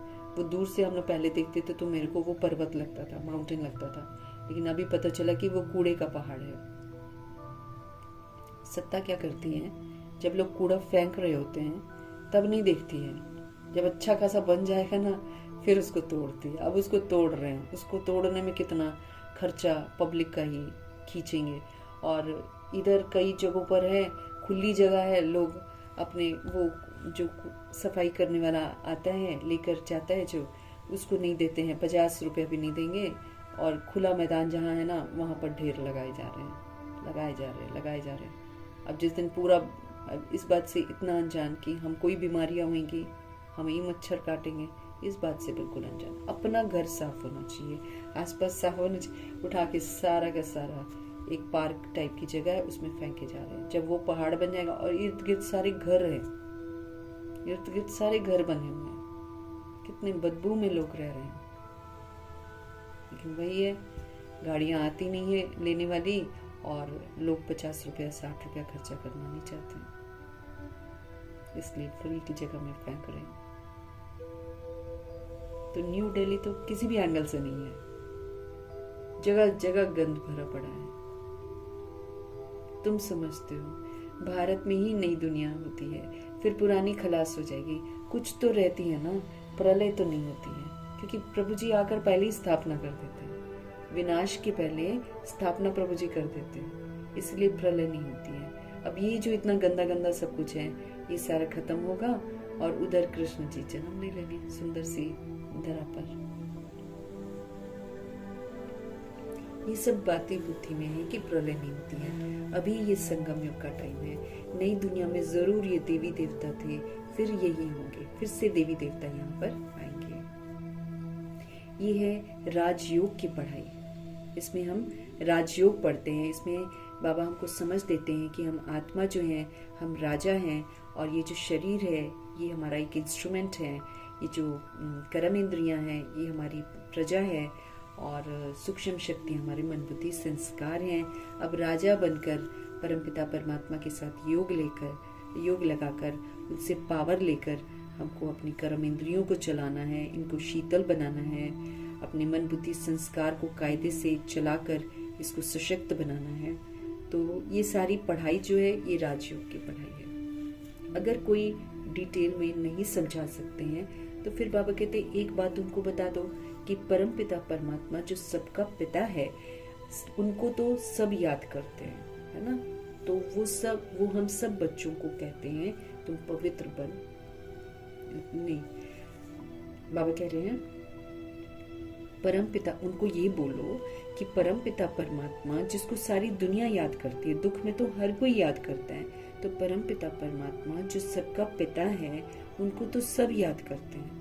वो हम सभी बच्चों को कहते हैं कि तुम पतित बन पड़े हो, पुकारते भी हो हे पतित पावन आओ। तो बरोबर कलयुग में है पतित, सतयुग में सब पावन होते हैं। अब परमपिता परमात्मा कहते हैं देह सहित ये सब पतित संबंध छोड़कर अब मुझे याद करो तो पावन बन जाएंगे। अब सब की सब पतित है। अब पतित को अगर हम याद करेंगे तो हम पतित बनते जाएंगे। अब ये समय है पावन बनने का, इसलिए बाबा बोलते हैं रहना सभी के साथ है, छोड़कर भागना कहीं नहीं है, रहना सभी के साथ है। लेकिन अब याद एक परमात्मा को ही करना है और दूसरों को भी एक परमात्मा की याद ही दिलानी है। हम भी परमात्मा को याद करें और हम बच्चों को भी कहें कि आप भी परमात्मा को ही याद करो। वो आपके भी माता पिता हैं, हमारे भी माता पिता हैं, हम सभी सोल्स हैं। ये समझ हमको जरूर देनी है कि हम सभी के फादर वो परमात्मा है। इसीलिए जब हमको कोई तकलीफ होती है या कहीं कोई हादसा होता है, हम सबसे पहले भगवान को याद करते हैं। हम क्यों नहीं शरीर के बाप को याद करते हैं? और अगर याद भी करते हैं तो क्या वो हमको बचा पाता है? जब हमको दुख तकलीफ होती है क्या वो हमको बचा पाता है? नहीं, वो अपनी हैसियत के अनुसार पैसा लगा सकते हैं लेकिन बचा थोड़ी सकते हैं। वो हमारे दुख थोड़ी दूर कर सकते हैं। जो दुख दूर करता है वो एक परमपिता परमात्मा है। ये समझ सबको देकर सबको कहना है कि उनका फरमान है कि अब सिर्फ तुम मुझे याद करो। तो बाबा कह रहे हैं कि तुम पतित बन पड़े हो, उनको बताओ और पुकारते भी हैं, हे पतित पावन आओ। बरोबर कलयुग में है पतित और सतयुग में पावन होते हैं। अब परमपिता परमात्मा जी हम आत्मा को कहते हैं कि देह सहित ये जितने भी पतित संबंध तुमने बना रखे हैं इसको छोड़ दो बुद्धि से और माम एकम याद करो तो तुम फिर से पावन बन जाएंगे। ये बाबा का जो फरमान है, बाबा कहते अगर तुम ज्यादा नहीं समझा पाते हो तो कम से कम इतना तो सबको बता दो। ये गीता के ही अक्षर है भी ये गीता का युग। ये जो संगम युग है इसको गीता का युग भी कहते हैं। गीता संगम युग पर ही गाई जाती है। बाबा सच्ची मुरली सच्ची गीता हमको संगम युग में ही सुनाते हैं। गीता संगम युग पर ही गाई हुई थी जबकि विनाश हुआ था। बाप ने राजयोग सिखाया था, बाप ने राजाई स्थापन की थी, है ना, तो राजाई स्थापन हुई थी, फिर जरूर होगी। ये सब रूहानी बाप हमको समझाते हैं। चलो इस तन में ना आए और कोई में भी आए, समझानी तो बाप की है ना।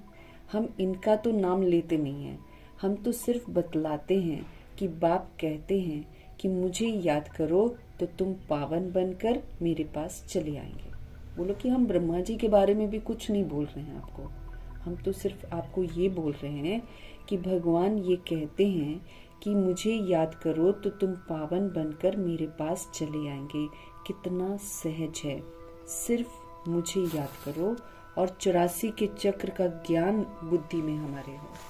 बाबा को भी याद करना है और फिर 84 का चक्र भी हमारी बुद्धि में होना चाहिए ताकि हम अनादि आदि विशेषताओं को यूज करें जो हमने द्वापर युग कलयुग में करके हम जो गिरे हैं वो गिरने वाली हरकत ना करें। बाबा कहते हैं जो धारणा करेगा वो चक्रवर्ती राजा बनेगा। जो धारणा करेगा वो चक्रवर्ती राजा बनेगा। ये मैसेज तो सब धर्म वालों के लिए है।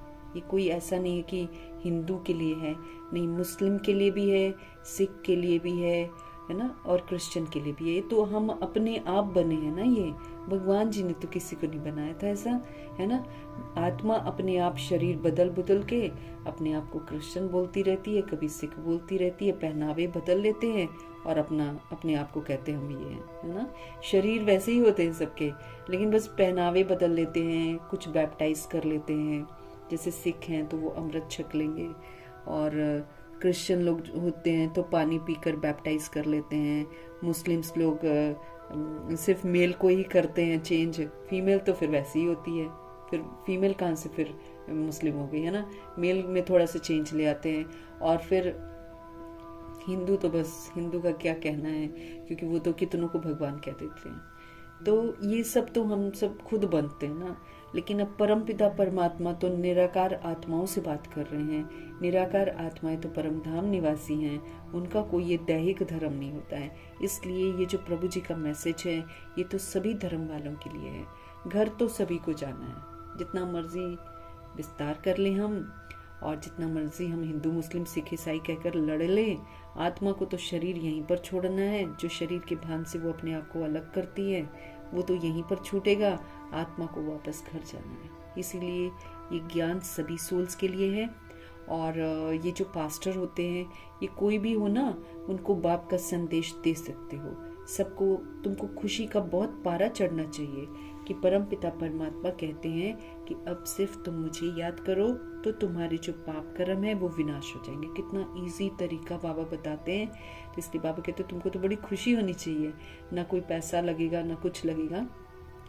आपको सिर्फ क्या करना है, आपको याद करना है। याद करने से फिर सारे हमारे जो पाप कर्म हमने अनजाने में करे हुए हैं वो विनाश हो जाएंगे और जो नए पाप कर्म हैं वो हम बिल्कुल नहीं करेंगे अगर हम बाबा की यादों में हैं। हमारा काम है बाबा की याद में रहना और बाबा का काम है फिर हम आत्मा को सारी बुराइयों से बचाना। वो हमको बुरा काम करने ही नहीं देंगे अगर हम उनको याद करेंगे तो।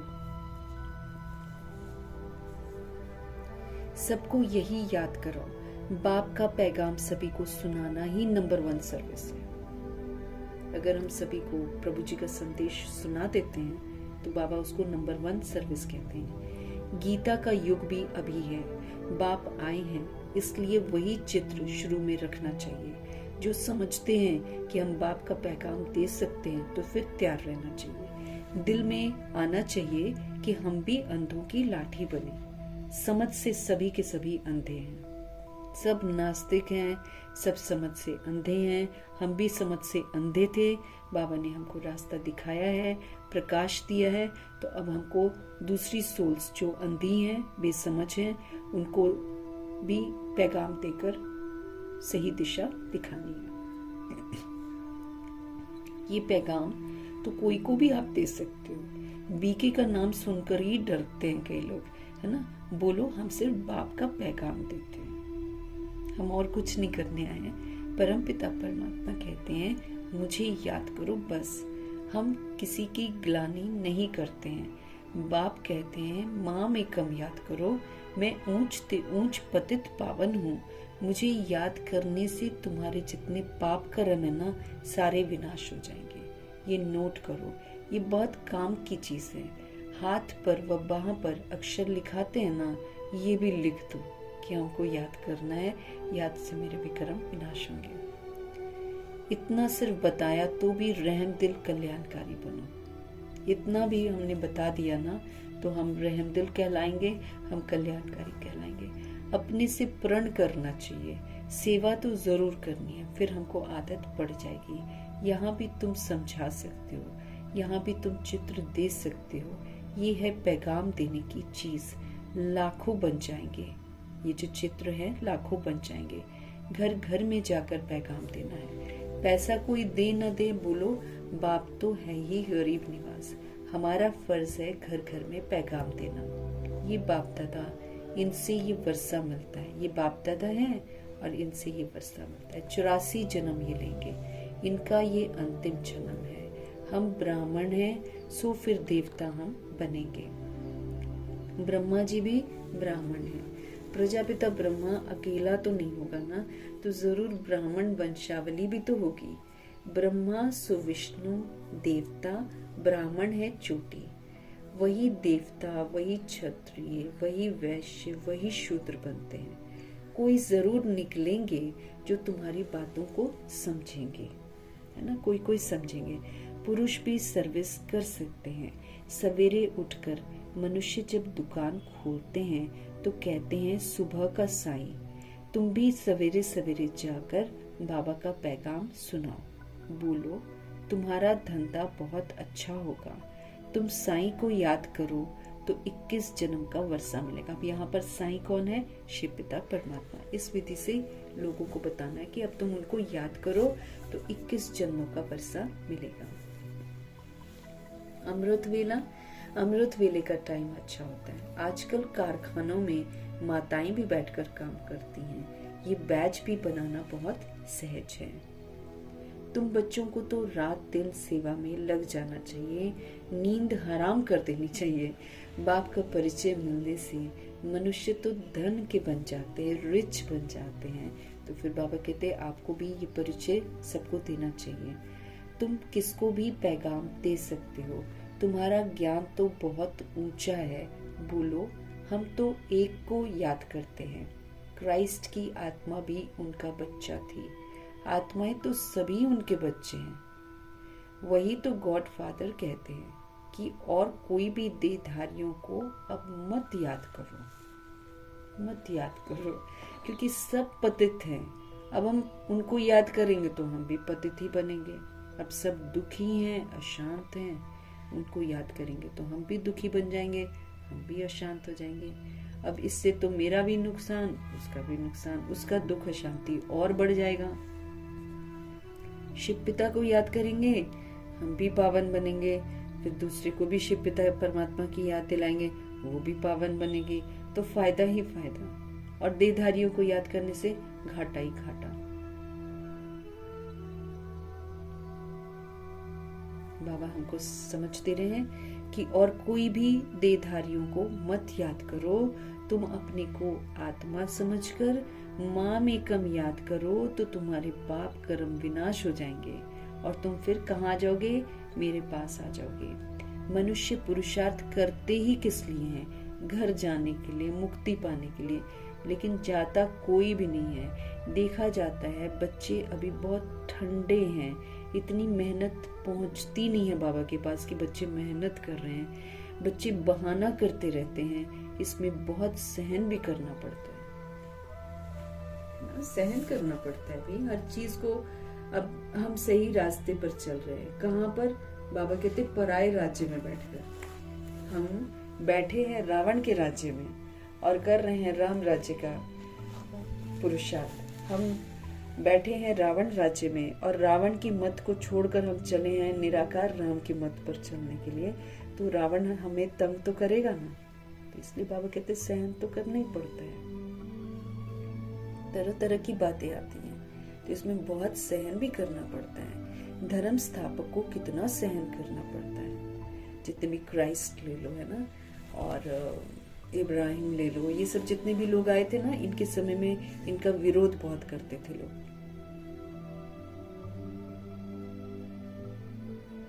तो कितना सहन करना पड़ता है।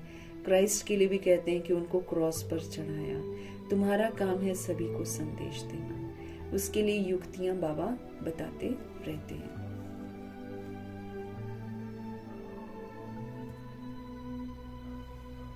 कोई सर्विस नहीं करते हैं तो फिर बाबा यही समझते हैं कि इसमें धारणा नहीं है। बाबा राय देते हैं कि कैसे पैगाम दो। ट्रेन में भी तुम ये पैगाम देते रहो। तुम जानते हो कि हम स्वर्ग में जाते हैं, कोई शांति धाम में भी जाएंगे। रास्ता तो तुम ही बता सकते हो ना। कोई जाएगा शांति धाम, कोई जाएगा सुख धाम, सब तो एक जैसा नहीं पढ़ेंगे ना। रास्ता तो तुम ही बता सकते हो, क्योंकि हमको बाबा ने बताया है, हम फिर दूसरों को बता सकते हैं। तुम ब्राह्मणों को ही जाना चाहिए, है तो बहुत।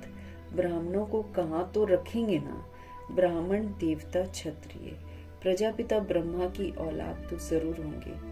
आदि में है ही ब्राह्मण। तुम ब्राह्मण हो, ऊंच ते ऊंच। वो ब्राह्मण है कुख वंशावली, तुम हो मुख वंशावली। ब्राह्मण तो जरूर चाहिए, नहीं तो प्रजापिता ब्रह्मा के बच्चे ब्राह्मण कहाँ गए। ब्राह्मणों को तुम बैठकर समझाओ तो वो झट समझ जाएंगे। बोलो तुम भी ब्राह्मण हो, हम भी अपने को ब्राह्मण कहलाते हैं। अब बताओ तुम्हारा धर्म स्थापन करने वाला कौन। ब्रह्मा के सिवाय कोई नाम ही नहीं लेंगे। तुम ट्रायल करके देखो, बाबा कहते हैं। ब्राह्मणों के भी बहुत बड़े बड़े कुल होते हैं। पुजारी ब्राह्मण तो ढेर हैं। अजमेर में ढेर बच्चे जाते हैं। कभी कोई ने समाचार नहीं दिया कि हम ब्राह्मणों से मिले हैं। उनसे पूछा है कि तुम्हारा धर्म स्थापन करने वाला कौन। बाबा कहते वहां भी जाते हो तो फिर पूछना चाहिए ना। तो ब्राह्मण धर्म किसने स्थापन किया? तुमको तो मालूम है ना कि सच्चे ब्राह्मण कौन है। तुम बहुतों का कल्याण कर सकते हो। तुम यात्राओं पर भगत नहीं कल्याण कर सकते हो। यात्राओं पर भगत ही जाते हैं ना। तो ये चित्र तो बहुत अच्छा है लक्ष्मी नारायण का। तुमको मालूम है जगदम्बा कौन है, लक्ष्मी कौन है। ऐसे ऐसे तुम नौकरों भीलनियों आदि को भी समझा सकते हो। तुम्हारे बगैर तो कोई है नहीं जो उनको सुनाए। बहुत रहम दिल बनना है। बोलो तुम भी पावन बन पावन दुनिया में जा सकते हो। उनको भी बोलना है तुम भी पावन बन पावन दुनिया में जा सकते हो। अपने को तुम आत्मा समझो और शिव बाबा को तुम याद करो। शौक बहुत होना चाहिए कि हम किसी को रास्ता बताएं। ये शौक होना चाहिए। जो खुद याद करते होंगे वही तो दूसरों को याद कराने का पुरुषार्थ करेंगे ना। जो खुद ही याद नहीं करेंगे वो कैसे दूसरों को याद कराएंगे। बाप तो नहीं जाकर बात करेंगे ना किसी के साथ। ये तो तुम बच्चों का काम है। गरीबों का भी कल्याण करना है। बेचारे बहुत सुखी हो जाएंगे। थोड़ा याद करने से प्रजा में भी आ जाएं, वो भी अच्छा है। ये धर्म तो बहुत सुख देने वाला है। आदि सनातन देवी देवता धर्म बहुत सुख देने वाला है। दिन प्रतिदिन तुम्हारा आवाज जोर से निकलेगा। सबको यही पैगाम देते रहो कि अपने को आत्मा समझ अब बाप को याद करो। तुम मीठे मीठे बच्चे पद्मा पदम भाग्यशाली हो। जबकि महिमा सुनते हो तो समझते हो, फिर भी कोई बात की फिक्रात आदि क्यों रखनी चाहिए? ये तो गुप्त ज्ञान है, गुप्त खुशी में रहना है। तुम हो इनकॉग्निटो वॉरियर्स, तुम हो गुप्त वॉरियर्स। योद्धे हो तुम, लेकिन गुप्त हो। तुमको अननोन वॉरियर्स कहेंगे कि तुम योद्धे हो, लेकिन तुमको कोई जानता नहीं है। तुम्हारा दिलवाड़ा मंदिर पूरा यादगार है। दिल लेने वाले का परिवार है ना वहाँ पर। महावीर ब्रह्मा जी हैं, महावीरनी मम्मा जी हैं, और फिर उनकी औलाद। ये पूरा पूरा तीर्थ है। 108 आत्माएं वहाँ पर जड़ चित्रों में दिखाई गई हैं। काशी से भी ऊंची जगह हुई ये दिलवाड़ा टेम्पल। इसमें पूरा यादगार बना हुआ है कि कैसे पुरुषार्थ करते हैं और पुरुषार्थ की प्रालब्ध जो है वो स्वर्ग मिलता है। तो ऊपर छत पर स्वर्ग दिखाया हुआ है। तो बाबा कहते काशी से भी ऊंची जगह हुई। अच्छा, मीठे मीठे सिखिलदे बच्चों प्रति माता पिता बाप दादा का याद प्यार और गुड मॉर्निंग। रूहानी बाप की रूहानी बच्चों को नमस्ते। हम रूहानी बच्चों की भी रूहानी बाप को दिल से, जान से, सिख से, प्रेम से, अदब से, पूरे रिस्पेक्ट से, पूरे रिगार्ड से, पूरी मोहब्बत से, स्नेह भरी प्यार भरी नमस्ते और तहे दिल से धन्यवाद करेंगे। धारणा के लिए मुख्य सार। घर घर में जाकर बाप का पैगाम देना है। घर घर में जाकर बाप का पैगाम देना है। सेवा करने का प्रण करो, प्रतिज्ञा करो। सर्विस के लिए कोई भी बहाना मत दो। ये बात है, वो बात है, वहां नहीं जा सकते, यहाँ नहीं जा सकते। बाबा कहते कोई बहाना मत दो। यहाँ पर किसी भी बात की फिक्रात हमको नहीं करनी है। हमको गुप्त खुशी में रहना है। किसी भी देहधारी को हमको याद नहीं करना है। अब तो हमको एक बाप की याद में ही रहना है। सतगुरु जी का वरदान। कल्याणकारी बाप और समय का हर सेकंड लाभ उठाने वाले निश्चय बुद्धि निश्चिंत भव। हमारे शिव बाबा कल्याणकारी हैं। ये समय जो है ये भी कल्याणकारी है। तो कल्याणकारी बाप और समय का हर सेकंड बाबा कहते लाभ उठाओ। तब कहेंगे निश्चय बुद्धि निश्चिंत भव। जो भी दृश्य चल रहा है ड्रामा में, बाबा कहते हैं उसको त्रिकालदर्शी बनकर देखो। आदि मध्य अंत सारा त्रिकालदर्शी बनकर देखो। हिम्मत और उल्लास में रहकर खुद भी समर्थात्मा बनो और सारे विश्व को भी समर्थ बनाओ। खुद भी शक्तिशाली बनो और फिर सभी को शक्तिशाली बनाओ, है ना। स्वयं के तूफानों में हिलो मत। तूफान आते हैं, अब स्वयं के मन बुद्धि में भी तूफान आते हैं। तो स्वयं के तूफानों में हिलो मत, अचल बनो। जो समय मिला है, जो साथ मिला है, अनेक प्रकार के खजाने मिल रहे हैं, उनसे आप संपत्तिवान समर्थिवान बनो। जो भी समय हमको मिला है, जो भी प्रभु का साथ मिला है, अनेक प्रकार की खजाने हमको मिल रहे हैं।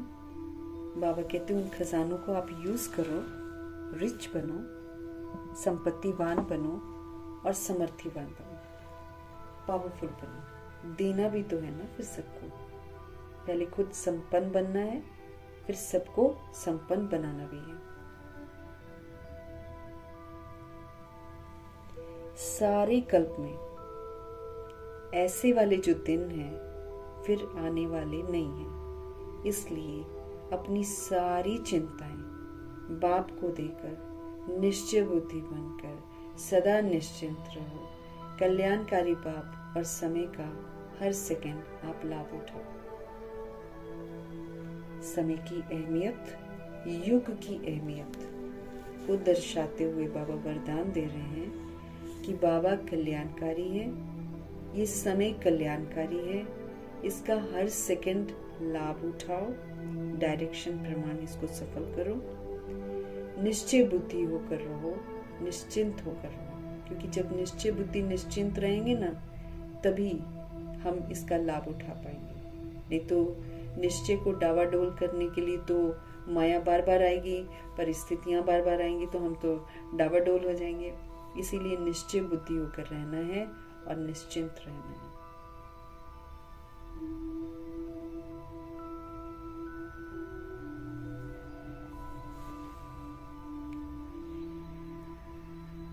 जो भी दृश्य चल रहे हैं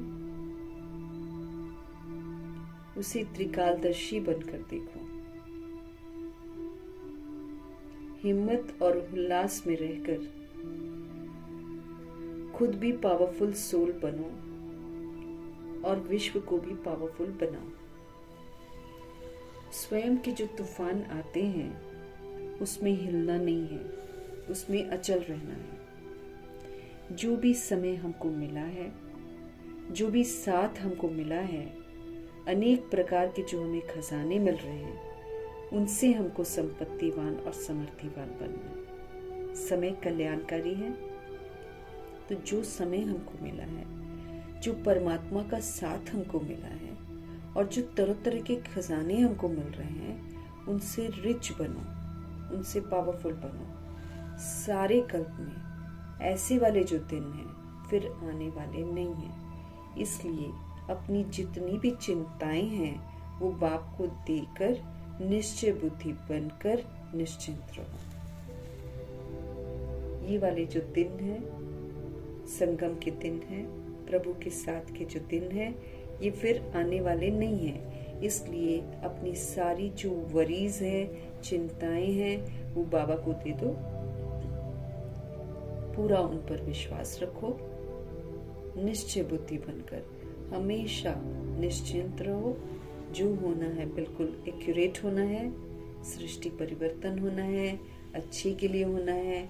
आत्माएं मरती नहीं है, सब वापस घर चली जाएंगी। तो निश्चय बुद्धि बन सदा निश्चिंत रहो। कल्याणकारी बाप और समय का हर सेकंड लाभ उठाओ।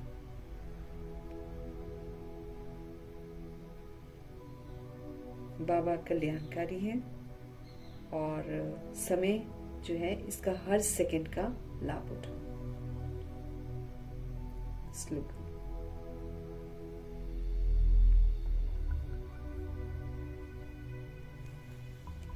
बाप के संग का रंग लगाओ, बुराइयां अपने आप खत्म हो जाएंगी। बाप का जैसा संग वैसा रंग। तो बुराइयों से अगर हमको बुराइयों से मुक्त होना है तो सुंदर सी विधि बाबा बोल रहे हैं, बाप के संग का रंग लगा लो, बुराइयां स्वतः ही समाप्त हो जाएंगी। बाबा का संग करो, बाबा की सारी विशेषताएं हमारे अंदर आती जाएंगी। उनके संग का रंग लग गया हमको, कहाँ बुराइयां रहेंगी। तो उनकी विशेषताएं सारी हमारे में आएंगी, बुराइयां खत्म। अव्यक्त इशारे, समय आ गया है अशरीरी बनने का। इसलिए अशरीरी और विदेही स्थिति का अभ्यास करने की तरफ हम आत्माओं का बाबा विशेष ध्यान खिंचवा रहे हैं। समझ देते हैं विदेही बनने की विधि है बिंदी बन जाओ। अगर हम विदेही बनना चाहते हैं ना,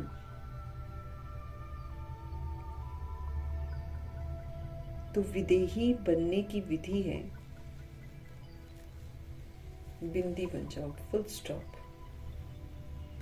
बिंदी विस्तार खत्म। अशरीरी बनते हो, कर्मातीत बनते हो, सब की विधि बिंदी है। अशरीरी है तो बिना शरीर से तब भी बिंदी है।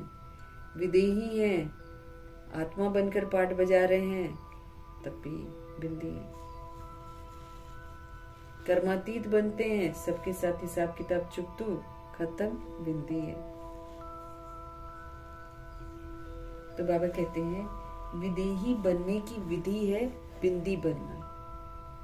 अशरीरी बनते हो, चाहे आप कर्मातीत बनते हो, सबकी विधि बिंदी ही है। सारा विस्तार खत्म, रह गई क्या? बिंदी। इसलिए बाप दादा कहते हैं अमृत वेले बाप दादा से मिलन मनाते।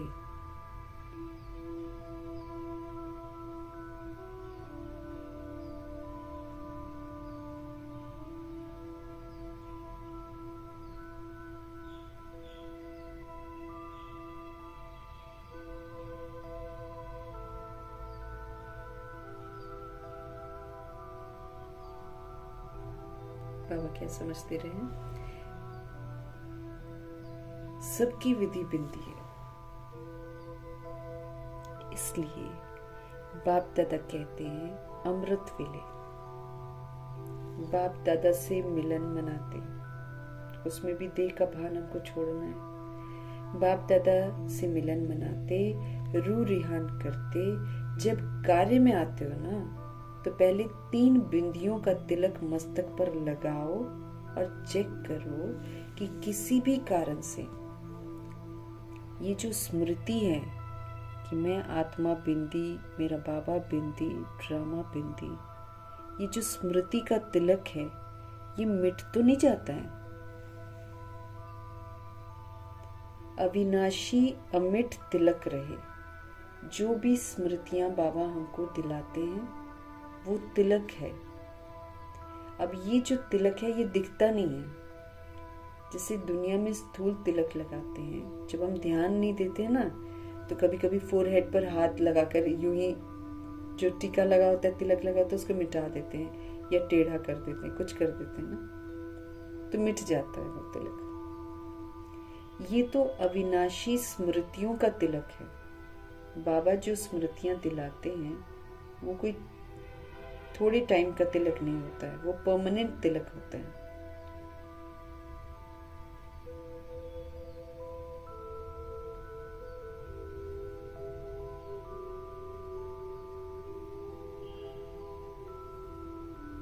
तो स्मृतियों का तिलक जो बाबा हमको लगाते हैं, बाबा चाहते हैं कि वो मिटना नहीं चाहिए। ये अविनाशी तिलक है, ये अमिट तिलक है। तो चेक करते रहना है। कैसे चेक करना है?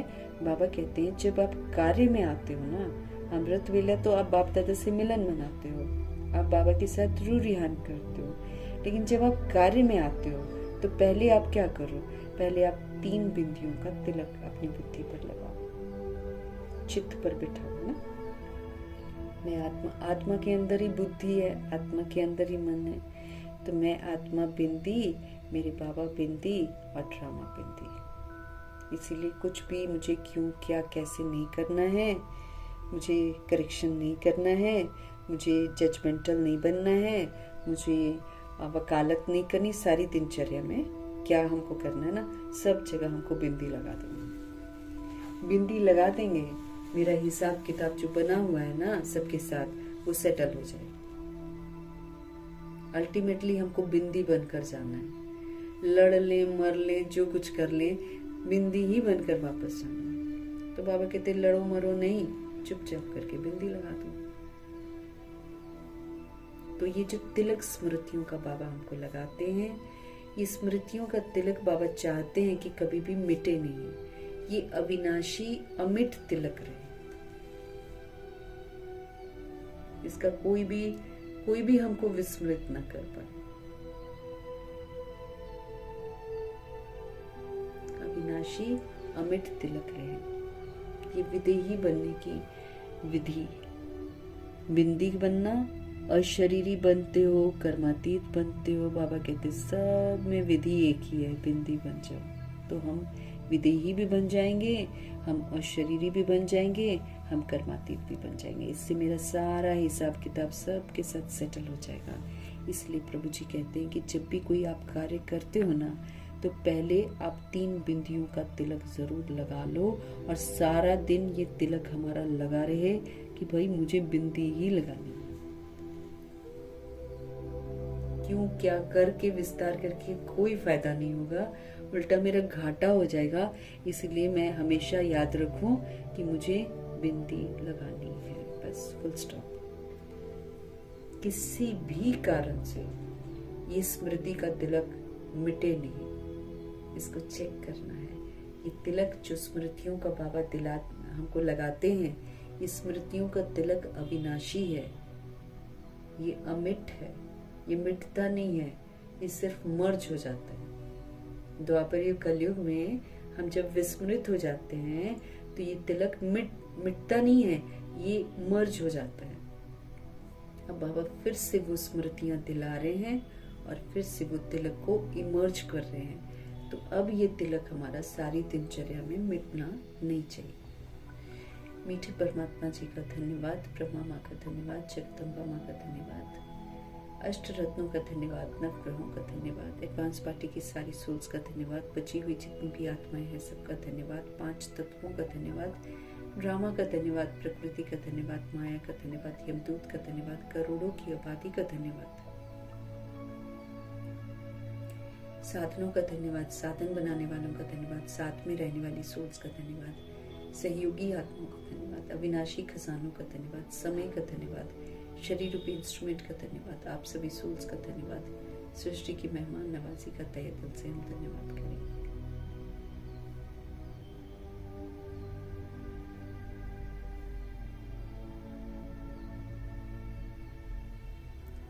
सृष्टि की मेहमान नवाजी का धन्यवाद करते हुए ओम शांति।